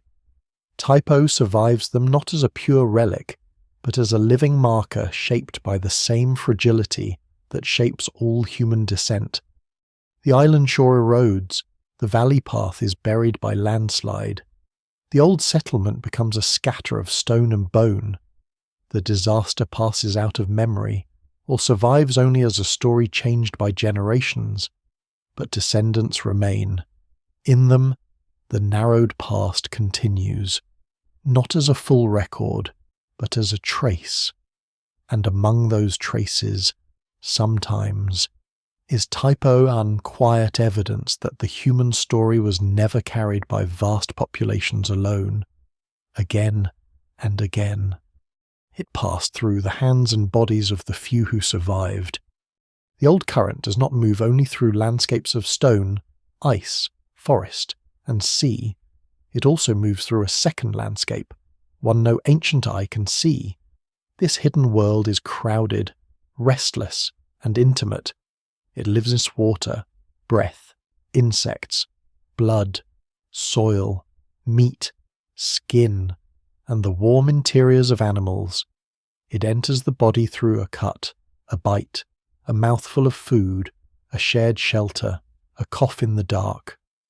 Long before people build cities dense enough for the great crowd diseases of later history, they are already surrounded by parasites, bacteria, viruses, and other organisms seeking a way in. Human evolution is not only a story of tools and migration, it is also a story of invisible wars. Blood type sits near the edge of that war because it is part of how the body presents itself to the microscopic world. The ABO markers are small sugar structures on cell surfaces, and similar related molecules can appear in tissues, mucus, saliva, and the lining of the gut or respiratory tract, depending on a person's genetics. To a pathogen, such surfaces can become landing places, obstacles, signals, or disguises. To the immune system, they help distinguish what belongs from what does not. A tiny molecular difference may slightly change who becomes infected, how severe an illness becomes, or how strongly the body responds. Over many generations, even slight differences can matter, though the evidence remains incomplete when stretched across the full depth of prehistory. Type O often enters this conversation because it lacks the final A and B markers on red blood cells. In certain contexts, that absence may reduce the ability of some infectious agents to bind or spread. In others, it may remove a layer of protection or create a different vulnerability. Modern studies have suggested associations between ABO type and risks involving cholera, malaria, plague-like infections, norovirus, ulcers, clotting disorders, and other conditions. But these links are not simple universal laws. Type O may appear beneficial in one disease environment and costly in another. Type A, Type B, and Type AB each carry their own possible trade-offs. No single explanation fully accounts for the survival of all ABO types across human populations. And that is precisely what makes the system feel like an ancient balance, rather than a finished answer. The world of early humans is full of opportunities for infection. A hunter cuts his hand while butchering an animal, and the wound darkens. A child drinks from a pool where parasites linger. A group camps near insects that rise in clouds at dusk. Smoke from the fire keeps some pests away. But it also irritates lungs and eyes. Meat can nourish, but it can also carry danger. Shellfish can feed a coastal camp, but poisoned water or microbial blooms can turn abundance into sickness. The same river that gives life can carry death downstream. People know some of this through experience. They learn which waters are safer, which foods must be avoided, which seasons bring fever, which plants soothe pain, but they do not know the organisms behind the pattern. They do not know that their bodies are being tested by enemies too small to name. In such a world, immunity is not an abstract system. It is the difference between a child waking in the morning or growing still before dawn. It is the difference between a mother surviving childbirth or leaving an infant without milk. It is the difference between a skilled elder living long enough to teach the next generation where the dry season tubers are hidden. When disease passes through a small group, it can take knowledge as well as lives. One fever can erase a toolmaker's skill, a healer's memory, a route through the hills, a song that marks a season. The biological and cultural consequences are intertwined. This is where blood type may have carried weight, though never alone. A person's survival during infection depends on age, nutrition, previous exposure, genetics, pregnancy, injury, stress, and chance. A biotype is only one factor among many, but across thousands of years, small factors can leave large shadows. If type O carriers survive one disease slightly better in one region, their descendants may become more common there. If another disease strikes type O carriers more severely somewhere else, the frequency may fall. If no disease exerts strong pressure, drift and founder effect may dominate. Scholars still debate which pressures mattered most, and for many ancient periods the pathogens themselves are difficult to reconstruct. The bodies are gone, the microbes have evolved, the record is full of silence. One surprising detail is that pathogens may help preserve diversity rather than eliminate it. If one blood type becomes very common, a pathogen adapted to exploit that type may spread more easily. Rarer types may then gain an advantage simply by being less familiar to the disease. Over time, this can create a shifting contest in which no single type wins everywhere forever. Evolutionary biologists call this kind of pattern balancing selection. when different variants are maintained because conditions favour them in changing or frequency-dependent ways. The ABO system has often been discussed in this light, though the exact mechanisms remain debated. What matters for the story is that ancient blood types may have survived not because one was always best, but because the battlefield kept changing. Later, when humans begin to settle more densely, the disease world transforms, but even before farming, movement brings contact. Groups meet at seasonal gatherings, exchange partners, share food, trade stone, shells, pigments, or ornaments, and carry infections between networks. A disease that burns out quickly in one small band may reach another through contact. A parasite can follow water routes. A pathogen can travel with animals. Human sociality, one of the species' greatest strengths, also opens doors to infection. The same closeness that keeps children warm and allows knowledge to pass from elder to youth also gives microbes a path from breath to breath. Type O's possible relationship with malaria is often discussed, though it belongs especially to later environments where malaria becomes a major selective pressure in certain regions. Some evidence suggests Type O may reduce the severity of certain forms of malaria by affecting how infected red cells clump together. But this does not mean Type O simply protects against malaria, nor does it explain all Type O distributions. Malaria itself has a complex history tied to climate, mosquitoes, wetlands, agriculture, and population density. Other famous genetic adaptations, such as sickle cell trait, show much stronger and more specific relationships with malaria in certain regions. Type O may be part of the story, but not the whole story. Cholera offers another example of trade-off. Some research has suggested that people with Type O may suffer more severe illness from cholera, a disease linked to contaminated water and later dense human settlement conditions. If true in ancient or historical contexts, this could have pushed against Type O in regions where cholera-like diseases were intense. Yet Type O remains common in many places, reminding us again that one pathogen cannot explain everything. The body is not shaped by one enemy. It is shaped by many, arriving in different centuries, different climates, different patterns of contact. Nor a virus, plague, smallpox, tuberculosis, influenza-like illnesses, and countless lesser-known infections all belong to later chapters of the broader human disease story. Some have possible interactions with blood group biology. Some do not. Some leave clear marks in history. Others pass without names. The difficulty is that modern disease associations cannot simply be projected backward, as if the ancient world were identical to the present. Pathogens evolve. Human living conditions change.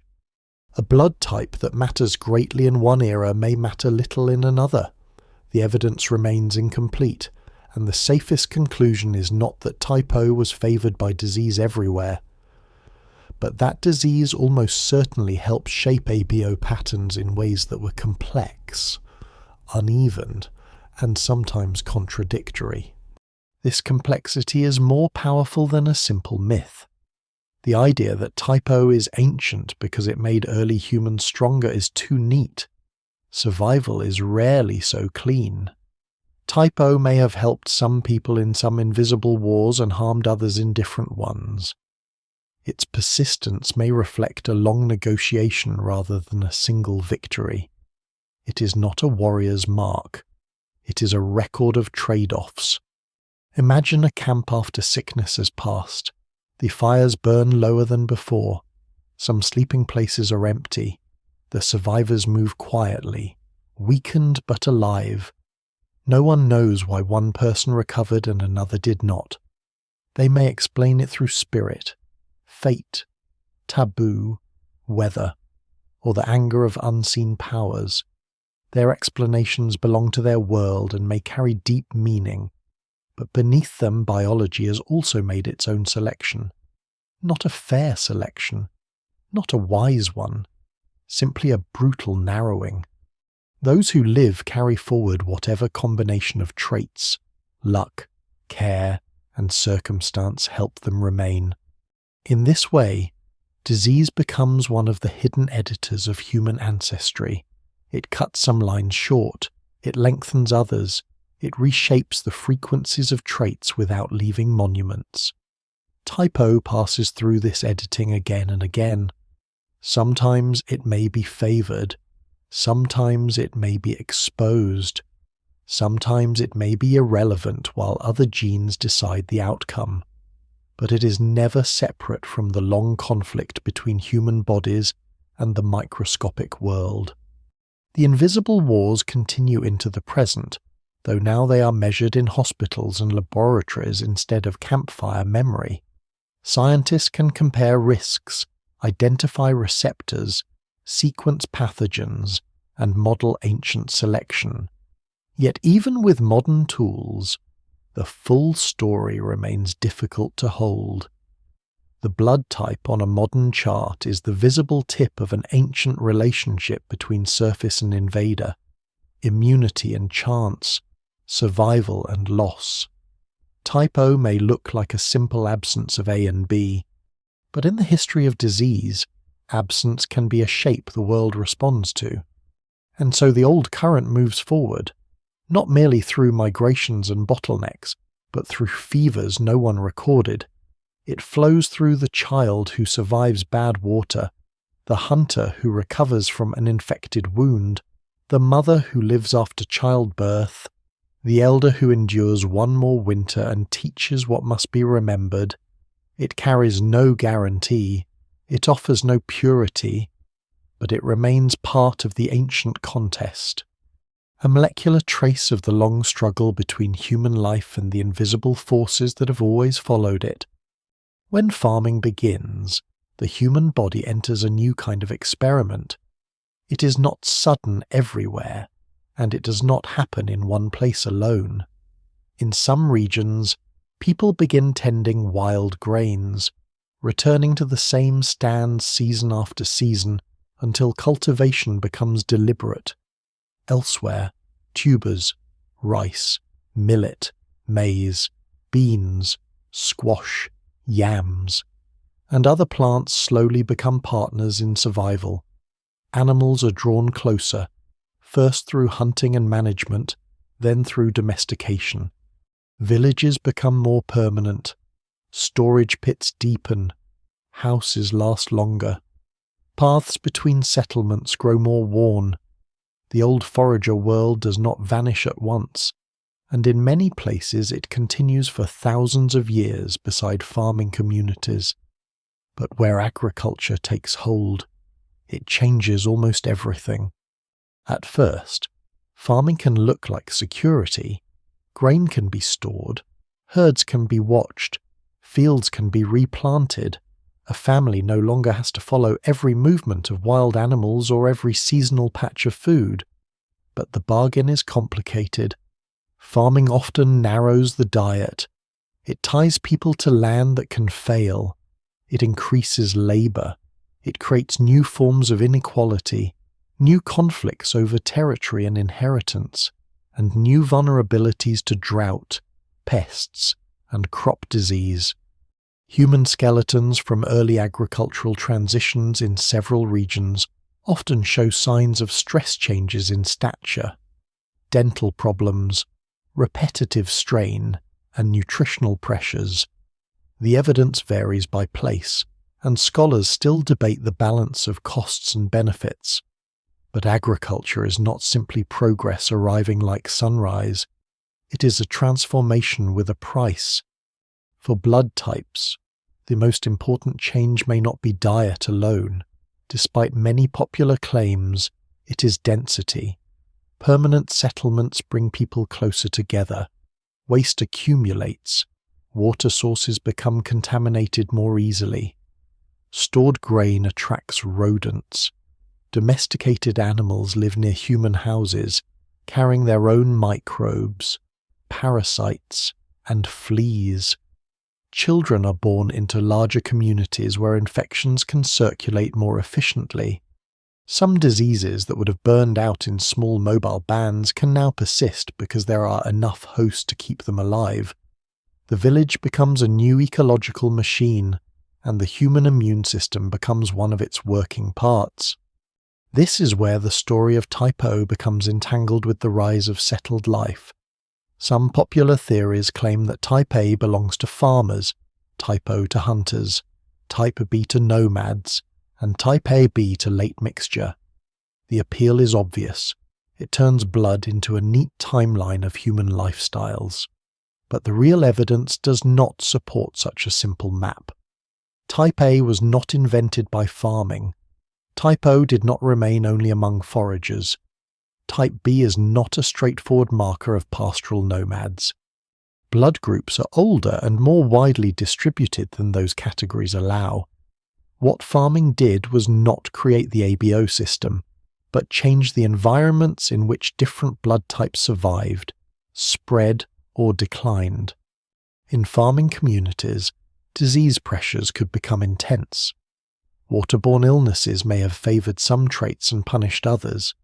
Animal-borne infections may have introduced new threats. Larger populations may have allowed epidemics to become more frequent and more devastating. If Type O offered some advantage against one pathogen, but a disadvantage against another, its frequency might shift differently in different farming regions. In one river valley, contaminated water could matter most. In another, malaria near irrigation systems could become a major pressure. In another, contact with livestock might reshape the disease landscape.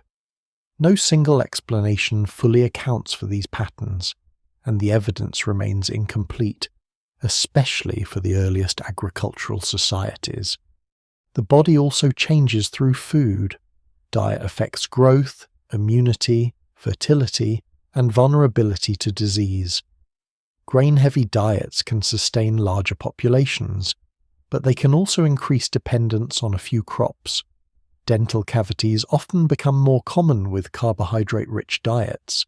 Stored food can buffer famine, but it can also mold, spoil, or attract pests. In some places, milk from domesticated animals eventually becomes an important resource, and later genetic adaptations such as lactase persistence spread in certain populations. These changes are not directly about Type O, but they show how quickly culture can create new biological pressures. Human beings alter the environment, and then the altered environment begins altering human survival. A lesser-known detail is that farming may have increased not only the number of infections, but the social consequences of infection. In a mobile forager band, illness is dangerous partly because it limits movement and food gathering. In a village, illness can spread through households, storage areas, shared wells, and crowded spaces. But settled life also allows care over longer periods. A sick person can be fed from stored grain. Injured individuals may survive because the group is not constantly moving. This means farming creates both new dangers and new supports. It can make disease more common while making some forms of care more possible. Human biology is shaped inside this contradiction. As settlements grow, ancestry also changes. Farming populations often expand, sometimes dramatically, because stored food can support more children. When farmers move into new regions, they may mix with local foragers, replace them in some areas, or live beside them for long periods. Ancient DNA has shown that the spread of farming in places such as Europe involved major movements of people as well as ideas, followed by later mixing with hunter-gatherer descendants and other incoming groups. These processes could shift blood type frequencies simply through demographic expansion. If a farming population had more of one blood type, its growth could spread that type widely, regardless of whether farming itself directly favoured it. This is another reason Type O cannot be understood as a frozen relic of the Hunter Age. Farming did not erase older blood patterns, but it rearranged them. A forager population with high Type O might be absorbed into a growing farming society. A farming population with different frequencies might expand into a region and change the local balance. Later migrations of pastoralists, traders, conquerors, and refugees would add more layers. By the time written civilizations begin recording kings and harvests, the blood beneath those societies has already passed through countless mixtures and narrowings. The first cities intensify the pattern. Cities depend on grain, labor, administration, and exchange. They bring strangers together. They connect regions through trade. They create markets, armies, temples, roads, sewers in some places, and terrible sanitation problems in others. They also create ideal conditions for epidemics. The same networks that move copper, tin, obsidian, salt, cloth, and stories can move pathogens. A disease that once might have remained local can travel along trade routes. Blood-type frequencies may respond over generations, but never in isolation. War, famine, migration, slavery, marriage, and collapse all reshape the human map at the same time. In this world, Type O remains both ancient and modern. It is ancient because it came from far older genetic histories. It is modern because each new environment tests it again. The village, the field, the herd, the canal, the granary, and the city all create conditions the Ice Age forager world did not have in the same way. A blood type that passed through hunters under changing skies now passes through farmers bent over fields, children carrying water jars, herders sleeping near animals, traders entering crowded towns, and mothers giving birth in houses built by grandparents. The old marker survives, but the world around it has changed beyond recognition. The consequence is not a clean replacement of one bloodline by another. It is layering. Beneath the farmer is the forager. Beneath the city dweller is the migrant. Beneath the written name is the unnamed ancestor. Type O may remain from older population histories, but it is repeatedly reshaped by the pressures of settlement. In some places, it stays common. In others, it becomes less common. In others, it returns through later migrations. The map is not a fossil.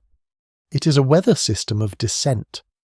As agriculture spreads, human beings become more numerous than ever before, but also more entangled. They are tied to crops, animals, neighbours, rulers, debts, rituals, and diseases. Their bodies carry ancient blood group systems into conditions no ancestor on the Ice Age plane could have imagined. The old current flows now through irrigation channels, harvest seasons, granaries, birth houses, cattle pens, and streets thick with dust. It is still hidden, still unnamed for most of history, still silently deciding compatibility and perhaps shaping small differences in survival. The field does not erase the blood of the hunter. It buries it under new pressures, and from that buried inheritance, the modern human world begins to rise. As blood moves from the field into the city, from the village into the empire, from the body into the imagination, it begins to gather meanings that biology never gave it. People have always treated blood as more than tissue. It becomes ancestry, loyalty, sacrifice, kinship, revenge, purity, pollution, oath, inheritance, and fate. Long before anyone understands antigens or antibodies, blood already carries symbolic weight heavy enough to shape laws, rituals, marriages, and violence. So when modern science finally gives blood types names, it is not surprising that those names are quickly pulled into older human habits of storytelling. Type O becomes more than a medical category.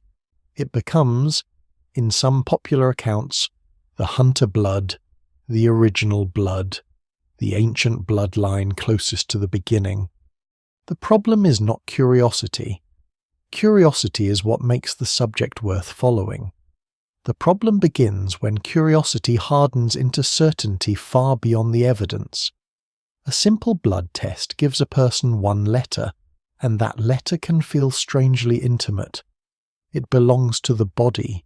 It seems inherited, fixed, and private. It feels older than nationality, older than language, older than family names. From there, it is easy for myths to grow. Type O is said to create a certain personality. Type A is said to create another. Diets are built around blood type as if prehistoric life can be reduced to a menu. Whole temperaments are assigned to molecular markers. The story becomes clean, marketable, and almost always too neat. One of the most famous modern myths links Type O with ancient hunters and claims people with Type O should eat like Paleolithic foragers. The claim sounds plausible because Type O is often described as old, and because foraging was indeed the dominant human way of life for most of our species' history. But the leap from those facts to a personalized blood-type diet is not supported by strong evidence. Human digestion, metabolism, and health are shaped by many genes, environments, cultures, and individual histories. A person's ABO type alone cannot reconstruct the diet of their ancestors, especially when those ancestors were not one people eating one food. Prehistoric diets varied enormously. Coastal gatherers, Arctic hunters, tropical forest foragers, desert communities, and riverine fishers did not share a single Paleolithic plate. There is a quiet irony here. The real forager past is far richer than the myth. It includes roasted tubers, shellfish, seeds, nuts, insects, marrow, fruit, fish, birds, eggs, honey, bitter plants carefully processed to remove toxins, and seasonal scarcity. It includes knowledge accumulated over generations and adapted to local landscapes. Turning that vast diversity into a single blood-type lifestyle is not a return to ancient wisdom. It is a modern simplification wearing old clothing. Scholars still debate many details of prehistoric diet, but no serious account reduces it to one blood group. The personality myths are even more detached from biology. In some cultures, blood type has been treated almost like a horoscope, with Type O associated with confidence, leadership, or boldness, while other types receive their own stereotypes. These ideas can feel harmless when treated playfully, but they show how quickly a medical fact can become a social label. There is no solid scientific basis for using ABO blood type to determine personality. The genes involved in ABO antigens do not provide a map of character, ambition, patience, loyalty, or destiny. Human personality is shaped by complex interactions of development, environment, culture, experience, and many biological factors, not by a single blood group marker on chromosome 9. More troubling are myths that tie blood to purity or human hierarchy.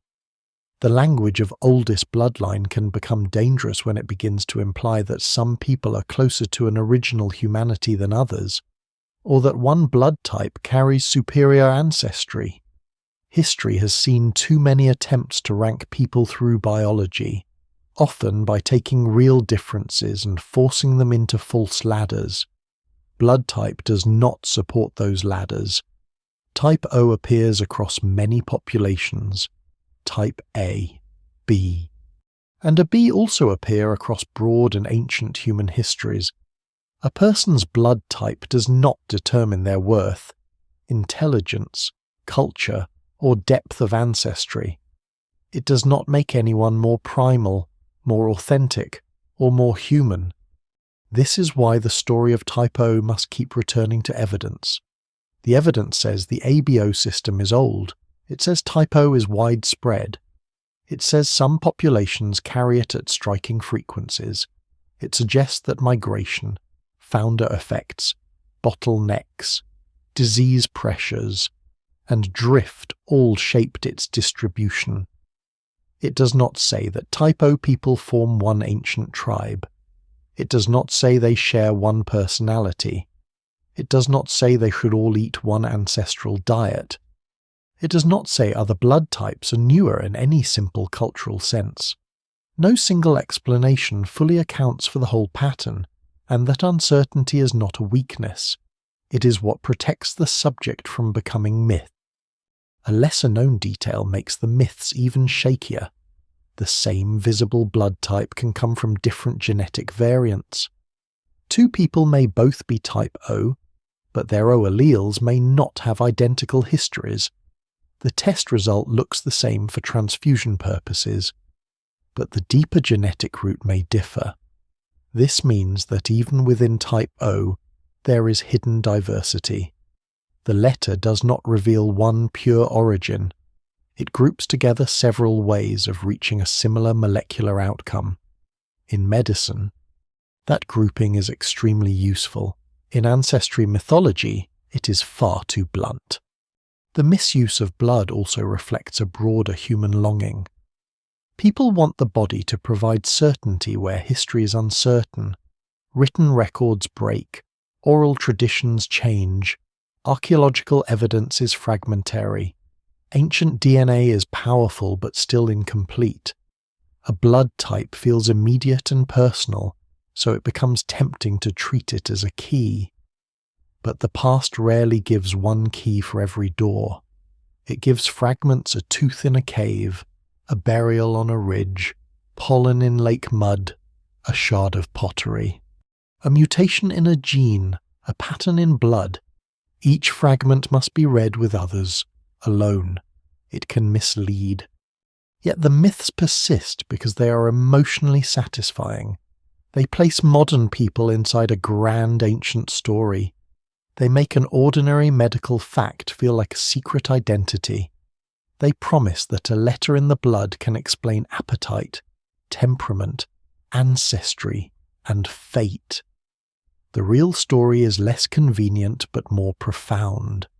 Type O is not a personality badge. It is biological variation that has travelled through human populations for immense spans of time. It carries traces of survival, but not simple messages. It links people to deep history, but so do many other markers. It is one thread in a fabric too vast to reduce. To reject the myth is not to drain the mystery, it is to rescue it.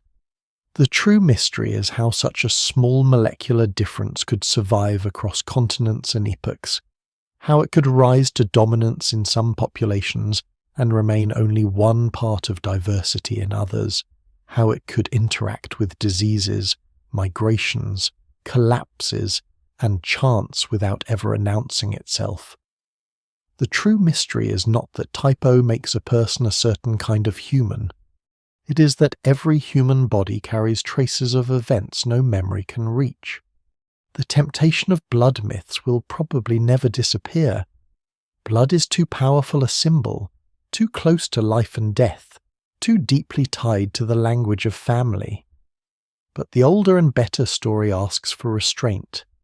It asks us to see Type O not as a crown from the first people, not as a prophecy, not as a tribal mark, but as a clue.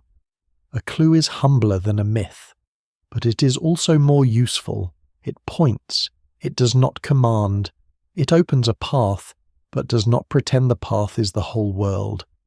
And so the old current moves through legend and misunderstanding, through diet books and personality charts, through identity fantasies and scientific corrections. It survives all of them because the blood itself is indifferent to the stories told about it. It continues its work in silence, carrying oxygen, clotting wounds, feeding tissues, defending the body, passing from parent to child. Human beings may turn it into destiny, but biology remains stranger and more patient than destiny. The truth in Type O is not that it explains who we are. It is that it reminds us how much of who we are began long before explanation. For most of the story, blood type is inferred from the living. Scientists look at modern populations, measure frequencies, compare regions, and work backward with caution. They ask why Type O is common here, why Type A rises there, why Type B has its own broad patterns, why some populations seem shaped by old isolation, while others show layers of movement and mixing. But modern blood is a record written after many storms. It has already passed through migrations, epidemics, empires, slavery, colonization, famine, and countless ordinary marriages. To understand the ancient world more directly, researchers need something closer to the source. They need the dead to speak through what remains. Ancient DNA changed the scale of the question. A tooth sealed in a jawbone, a fragment of dense inner ear bone, a skeleton buried in cold ground, a body preserved by unusual conditions, each can sometimes hold traces of genetic material. Most ancient DNA is damaged. It breaks into fragments. It is contaminated easily. Heat, water, soil chemistry, microbes, and time all work against it. For decades, the idea of reading deep ancestry directly from ancient remains seemed almost impossible. Then techniques improved. Clean rooms became stricter. Sequencing became more powerful. Statistical methods became more refined. Suddenly, the buried human past was not silent in the same way it had been before. This does not mean every ancient person can now be assigned a clean blood type. The evidence remains incomplete, and ancient DNA preservation is uneven across the world. Cold and dry environments often preserve DNA better than hot, wet ones. This creates a bias in the record. Some regions of the human past are genetically well lit, while others remain in shadow. A cave in a cold landscape may give up secrets that a tropical burial cannot. That means the ancient DNA revolution, powerful as it is, still sees the past through broken windows, but even broken windows can change everything. When scientists recover genetic data from ancient remains, they can sometimes examine markers related to the ABO gene. This allows them to test assumptions built from modern populations. They can ask whether a certain blood group was present in a region thousands of years ago. They can see whether later populations replaced, mixed with, or descended from earlier groups. They can trace population movements that archaeology suspected but could not prove alone. They can also discover migrations no one expected. Blood type itself is only one small piece of this work, but it belongs to a larger transformation, the ability to compare living patterns with ancient bodies instead of guessing only from the present. One of the surprising lessons from ancient DNA is that the past was often more mobile than older models imagined. Europe, for example, was not shaped by one continuous population simply becoming more advanced over time. It saw repeated waves of movement and mixture hunter-gatherers, early farmers from Anatolia and surrounding regions, steppe pastoralists, and later historical migrations. Similar complexity appears elsewhere as the data grows. Populations once treated as static are revealed as layered. Cultural change sometimes spread with people, sometimes with ideas, and often with both. This matters for Type O because it warns against reading modern frequencies as if they are untouched fossils. A region's blood type pattern may reflect several ancient populations stacked together. Ancient DNA also shows that identity in the archaeological record can be deceptive. A burial style, pottery tradition, or tool type does not always equal one biological population. People can adopt new technologies without major genetic change. Migrants can adopt local customs. Elites can move differently from common people. Marriage networks can connect groups that remain culturally distinct.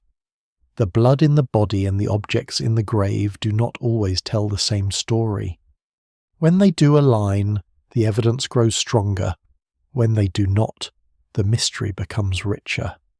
A lesser-known detail is that ancient DNA studies often reveal individuals who do not fit the neat cultural categories built around them.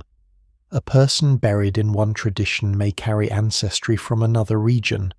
A community may include individuals of varied origin. A child may show evidence of parents from different genetic backgrounds. These findings do not make ancient societies modern in any simple sense, but they remind us that movement, adoption, marriage, captivity, alliance, and migration are old human behaviours. Blood has always crossed boundaries, even when later stories pretend those boundaries were firm. For Type O, ancient DNA does not deliver one dramatic revelation that settles the question forever. Instead, it gives a method for dismantling oversimplified claims. If someone says a blood type belongs only to one ancient lifestyle, ancient genomes can test whether that type appears before, during, or after major transitions. If someone says type O proves one pure ancestral line, broader genomic data can show mixing, replacement, and shared ancestry. If someone claims a modern population preserves an unchanged prehistoric bloodline, ancient DNA can reveal both continuity and change. No single explanation fully accounts for all patterns, but ancient DNA makes the explanations more honest. The dead also remind us of scale. Each ancient genome belonged to one person, not a data point in life, but a breathing body. Someone who ate, feared, worked, healed, suffered, and belonged to others. A skeleton sampled for DNA may have been a child wrapped carefully by grieving hands, a woman buried with ornaments, a man placed in a grave after violence, an elder whose bones show years of labour, a traveller who died far from where their ancestors began. The blood group markers in that person's genome were not abstract. They were part of a living body, a body that once warmed itself by fire or walked through a settlement at dawn. Science reads the fragments, but the human life remains mostly unreachable. This is where the story becomes both clearer and more mysterious. Ancient DNA can show relationships, but not thoughts. It can reveal ancestry, but not memory. It can identify genetic variants, but not the names people used for themselves. It can show that a population moved across a continent, but not what songs they sang on the way. It can show that type O or another blood group was present in a person, but not whether that trait mattered in their survival. The record grows richer. Yet the silence remains. Still, the power of ancient DNA lies in its ability to connect the molecular to the archaeological. A burial ground can now be read not only through bones and artifacts, but through kinship. Researchers can sometimes identify relatives buried near one another, patterns of descent, migration of women or men, and shifts in ancestry over generations. This can reveal how communities formed and transformed. Blood type, again, is only one trait among many, but it sits inside this larger archive of inheritance. It helps show that biology is not separate from history. It is one of the materials history works upon. The ancient DNA revolution also brings caution. Sampling is uneven. Interpretations change as more genomes are added. Early conclusions can be overturned. Populations should not be reduced to genetic clusters, and genetic ancestry should not be mistaken for culture, language, or identity. scholars still debate how best to describe ancient population relationships without reviving old biological essentialism. The evidence is powerful, but power demands care. A genome can illuminate the past, but it can also be misused by those looking for purity myths. That danger is especially close whenever blood, ancestry, and origin appear in the same sentence. For type O, the better path is to treat ancient DNA as a lantern rather than a verdict. It shines into tombs, caves, and burial grounds. It reveals that the human past is full of movement and mixture. It shows that blood-related markers have travelled through changing populations rather than remaining locked inside simple categories. It helps separate what is known from what is inferred. It does not turn type O into the oldest bloodline beyond dispute. It makes the question more precise, and therefore more difficult.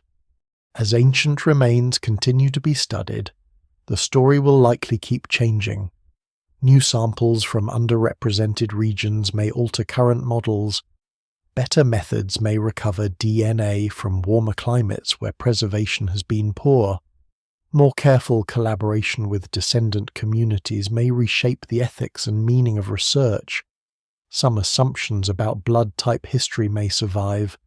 Others may fall away. The old current is still being traced, and the map is unfinished. The tomb opens. The bone is lifted. In a laboratory far removed from the landscape where the person lived, fragments of DNA are read by machines the ancient world could never imagine. Somewhere in that code may be a clue to blood type, ancestry, migration, kinship, and survival. But the clue does not speak alone. It joins stone tools, pollen, isotopes, burial customs, climate records, and the wider genome. Together they tell a story more complex than myth and more intimate than empire.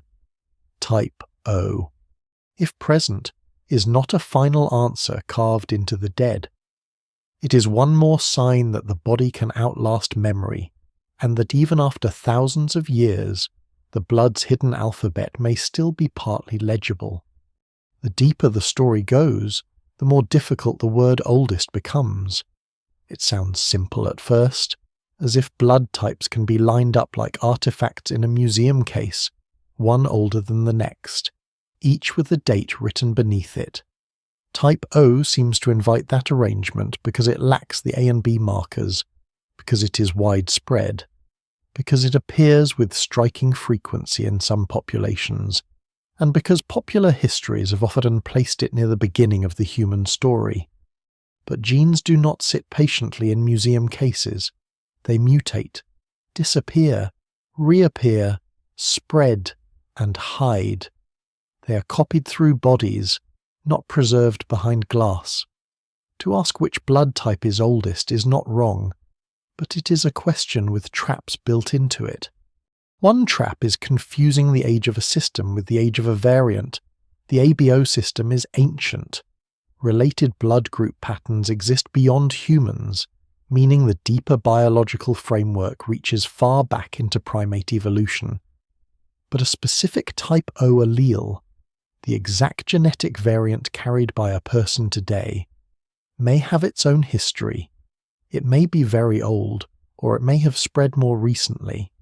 Different O alleles can produce the same visible blood type result. A test says, "Oh," but the genome may carry one of several routes to that outcome. The letter looks singular, the genetic past beneath it is plural. Another trap is assuming that absence means origin. Type O does not display A or B antigens on red blood cells, and that absence can feel like a primitive state, as if A and B were later decorations added to an older blank surface. But evolution does not always move from simple to complex in a way that matches human intuition. A missing function can arise from a mutation after a working function already exists. A gene can lose activity, a marker can disappear. A biological surface can be altered, restored, interrupted, or changed in different lineages. The fact that type O lacks A and B does not automatically prove it came first in the form we see today. It may represent loss, not original simplicity, or it may preserve something old in one context while being newer in another. The evidence remains incomplete. A third trap is treating modern frequency as ancient age. A blood type common today is not necessarily older than one that is rare. Commonness can result from population growth, founder effects, selection, drift, or historical survival. A variant can become widespread quickly if carried by a rapidly expanding population. Another variant can be ancient but remain rare because its carriers were few, isolated, or reduced by later events. The map of modern blood types is not a clock. It is the result of many clocks broken, reset, and layered on top of one another. This is why the oldest bloodline problem is so difficult. Bloodline itself is a word from human storytelling, not molecular biology. It suggests a continuous ancestral stream with clear boundaries. But human ancestry is not a single stream. It is a braided river, and even that image may be too orderly. Populations split and merge. A person inherits different parts of the genome from different ancestors. One genetic marker may trace one path, while another marker traces a different one. A blood type can come from one branch of ancestry, while the rest of the genome reflects many others. To call type O the oldest bloodline is to ask one small marker to carry the weight of the entire human past. The better question may be not whether type O is the oldest bloodline, but what kind of ancient history type O preserves. It preserves evidence that the ABO system has deep evolutionary roots. It preserves the fact that human populations carried different blood group variants long before writing, farming, and states. It preserves traces of founder effects, migrations, disease pressures, and bottlenecks. It may preserve, in some regions, the memory of small founding populations whose descendants became many. It may also preserve the scars of later catastrophe, where surviving communities carried forward only part of an older diversity. These are real histories, but they are not the same as the single oldest line. The question is made even harder by recombination, the ordinary reshuffling that happens with every generation. Except for certain markers passed mostly along one line, such as mitochondrial DNA through maternal ancestry, or the Y chromosome through paternal ancestry in males. Most of the genome is mixed and recombined. The ABO gene sits inside this recombining genome. It does not travel with a whole ancestral identity intact. It can be inherited through one ancestor, while countless other ancestors contribute other parts of the genome. After only a few dozen generations, a person has a vast number of genealogical ancestors, though not all contribute DNA equally or at all. A single blood type cannot identify one ancient people behind that person. It identifies one inherited trait moving through a crowd of ancestors. There is a lesser-known paradox here. Everyone alive today is both ancient and recent. Ancient, because every person descends from survivors stretching back through the entire human past. Recent, because the particular combination of genes in any person has never existed before and will never exist again in exactly the same way. Type O may be old, but a modern type O person is not an unchanged remnant of prehistory. They are a new arrangement of ancient materials. The blood type may have deep roots, but the individual body is a fresh event. Ancient DNA helps sharpen this paradox. When researchers recover genomes from old remains, they often find continuity in some places and sharp change in others. A marker may persist across thousands of years in a region, while the broader ancestry shifts. or a population may remain partly continuous while a blood type frequency changes through drift or mixing. The body does not preserve all parts of the past equally. Some traits endure, others vanish. Some become visible only because a population expanded. Others remain hidden until a rare sample reveals them. No single explanation fully accounts for the unevenness. There is also the problem of extinction within ancestry. Many people who lived in the past have no living descendants. Others have descendants but contributed no surviving DNA to a particular person after many generations. Some ancient populations are known only through a few bones and fragments of genome. Others left cultural traces but little recoverable biological material. If a blood type variant disappeared with them, it may be nearly invisible now. If another survived in a population that later expanded, it may seem more important than it once was. The living record is biased toward survival. It tells us what passed through, not everything that existed. This should make the search for the oldest bloodline feel less like a race and more like an excavation.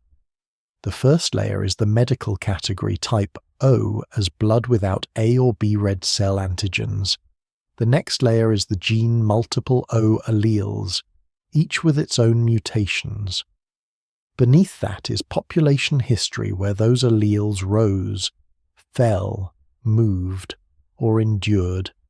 Beneath that is evolutionary history, the ancient ABO system shared in altered forms across primates.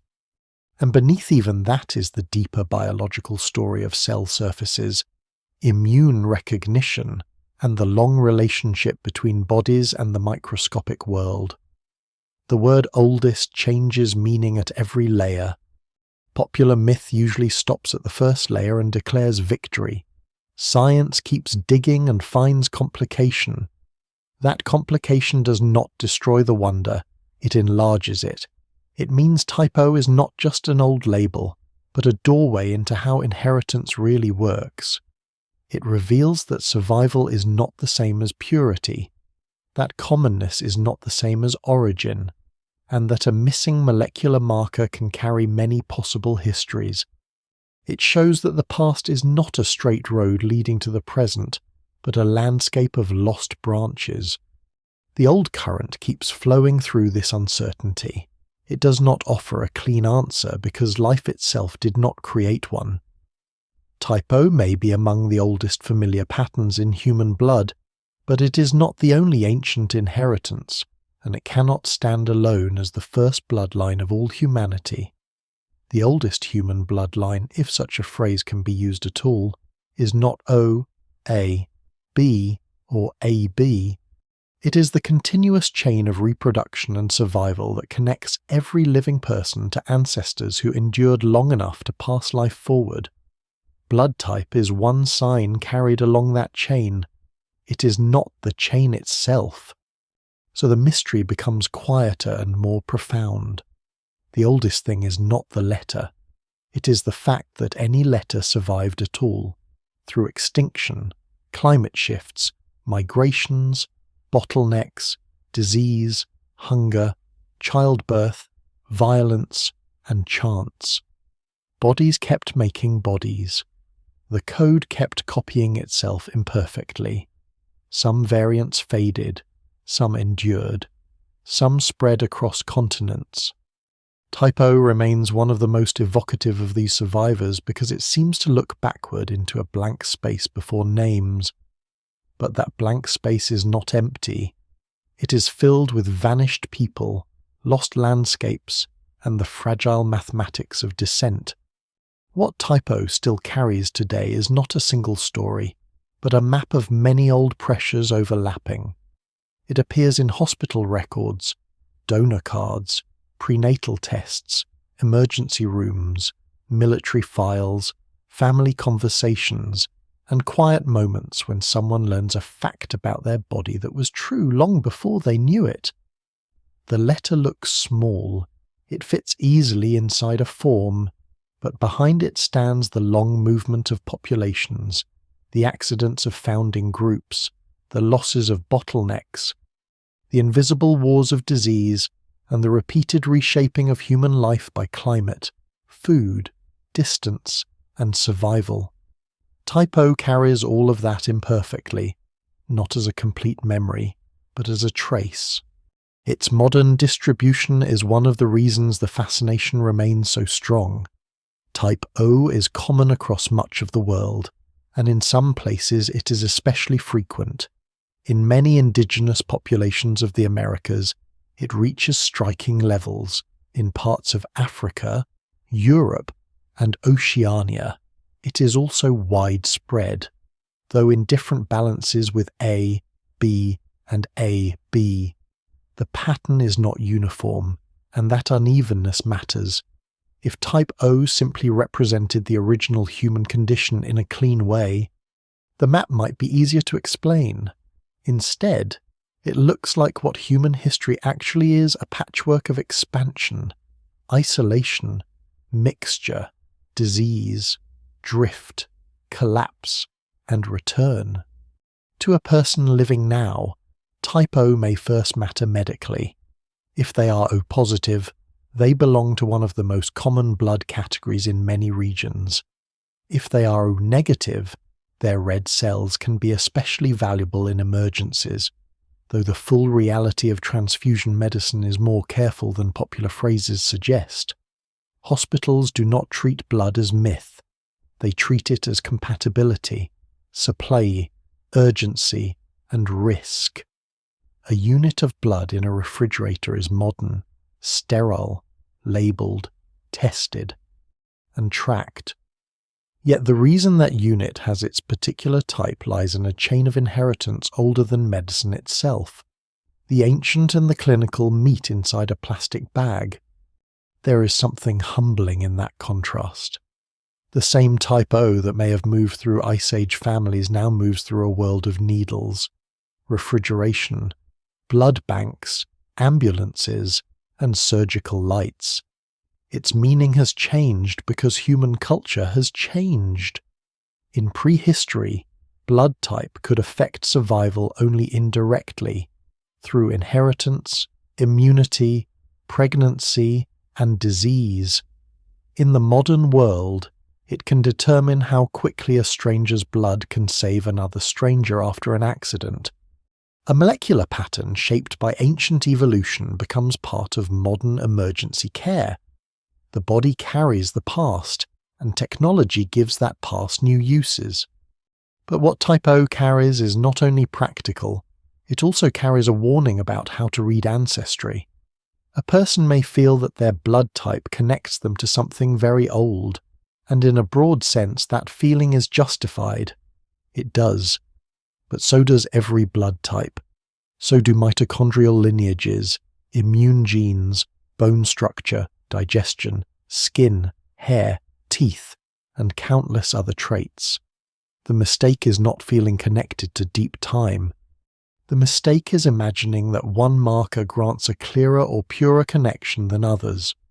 The human past belongs to all living humans because all descend from survivors. Type O is a vivid thread, not the whole fabric. Modern genetics makes this clearer with each passing decade. A person's ancestry is not stored in one place. It is scattered across the genome in fragments inherited from many ancestors. Some fragments are recent. Some are ancient. Some come from populations that can be identified with current reference data. Others come from groups that no longer exist as distinct communities. Some stretch back through admixture with ancient human relatives. A single blood group cannot summarize that complexity. What it can do is open a doorway. It can make the hidden architecture of inheritance feel tangible. A lesser-known detail is that blood type frequencies can shift even in recent history. Migration, intermarriage, population growth, conflict, and demographic change all continue to reshape patterns. A city can bring together blood types from many continents in one generation. A diaspora can carry a regional pattern across oceans. a small community can retain a distinctive frequency for centuries. Modern medicine can also change survival in ways that alter old pressures. Conditions that once might have reduced survival or fertility can now be treated. Blood transfusion itself, once impossible, now allows bodies to survive injuries that would have ended lineages in earlier times. Evolution has not stopped, but culture has changed the terms. This means Type O today is not a fossil sealed in amber. It is still moving. It moves when families migrate for work, safety, love, war, education, or necessity. It moves when children are born into mixed ancestries that would have been impossible under older distances. It moves through modern nations that are far younger than the genetic patterns inside their citizens. It moves through the descendants of colonized peoples, enslaved peoples, refugees, traders, farmers, herders, sailors, soldiers, and wanderers. The letter remains the same on the test, but the world carrying it keeps changing.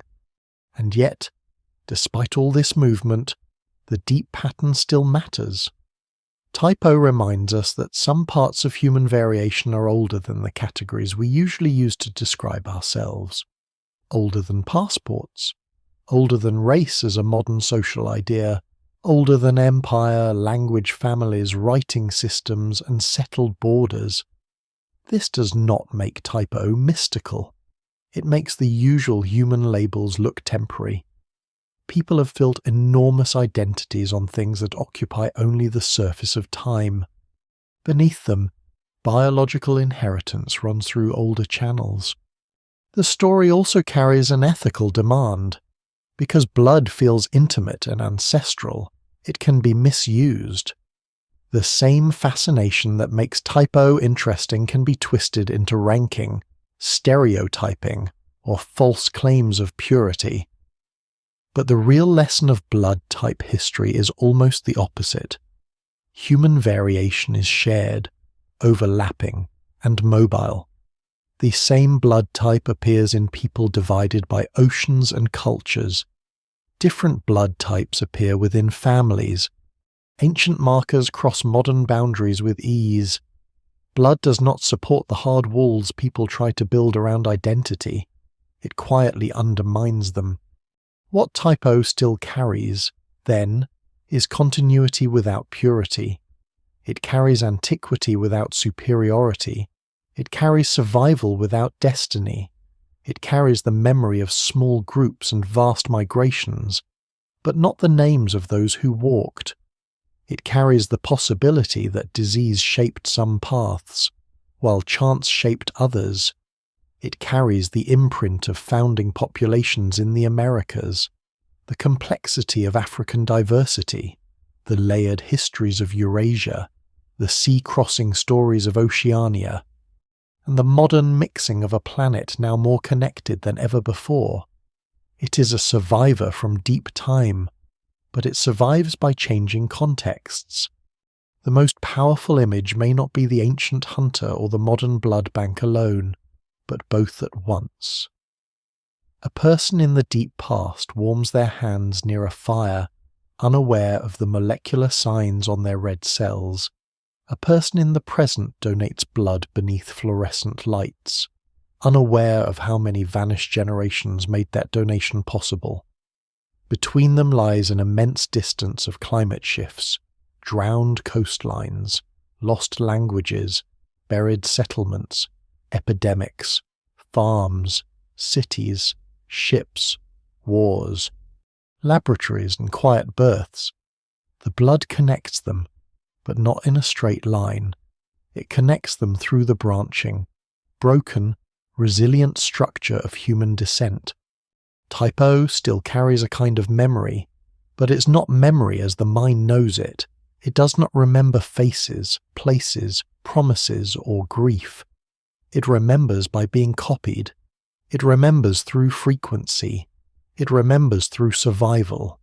Its record is partial, silent, and easily misread, yet it remains real. When seen carefully, it tells us that the human past is not gone simply because its voices are lost.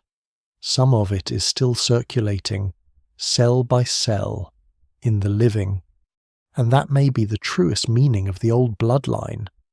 Not that Type O belongs to the first people alone, or that it explains the human story by itself, but that it shows how deep history can hide in ordinary bodies. A medical letter becomes a doorway into migration, disease, chance, and endurance. A drop of blood becomes a reminder that every living person is the temporary keeper of something far older than the self. The current is ancient, but it is not finished. It is still moving. Blood becomes human memory not because it remembers as a mind remembers, but because it continues when almost everything else fails. The first camps vanish. The oldest paths disappear beneath forest, sand, ice, water, and city streets. The languages of countless small communities dissolve without leaving a single word behind. The names of mothers, hunters, healers, children, elders, and travellers are lost so completely that history cannot even mourn them properly. Yet something from them remains in the living. Not their full selves, not their thoughts, not their songs, but fragments of inheritance carried forward through bodies that survived long enough to make more bodies. Type O is one of those fragments, one visible sign of a far larger unseen continuity. By now, the mystery has changed shape. It began with the tempting idea that Type O might be the oldest bloodline on Earth, a simple phrase with a powerful pull. But the deeper path shows something stranger and more careful. Type O belongs to an ancient biological system. It has moved through migrations, founding populations, bottlenecks, disease pressures, isolation, agriculture, cities, and modern medicine. It appears in high frequencies in some populations and as part of a wider balance in others. It may preserve traces of ancient survival, but it does not preserve a pure identity. It is old, but not alone in being old. It is meaningful, but not a complete map. It is a clue, not a crown. That distinction matters because the human past is too complex to fit inside one letter. The same blood type can appear in people whose ancestors walked very different roads. The same family can hold several blood types within one generation. A person with Type O may carry ancestry from many regions, many vanished communities, many historical crossings. A person without Type O is no less connected to deep time. Every living human descends from lines that endured famine, disease, childbirth, migration, violence, and chance.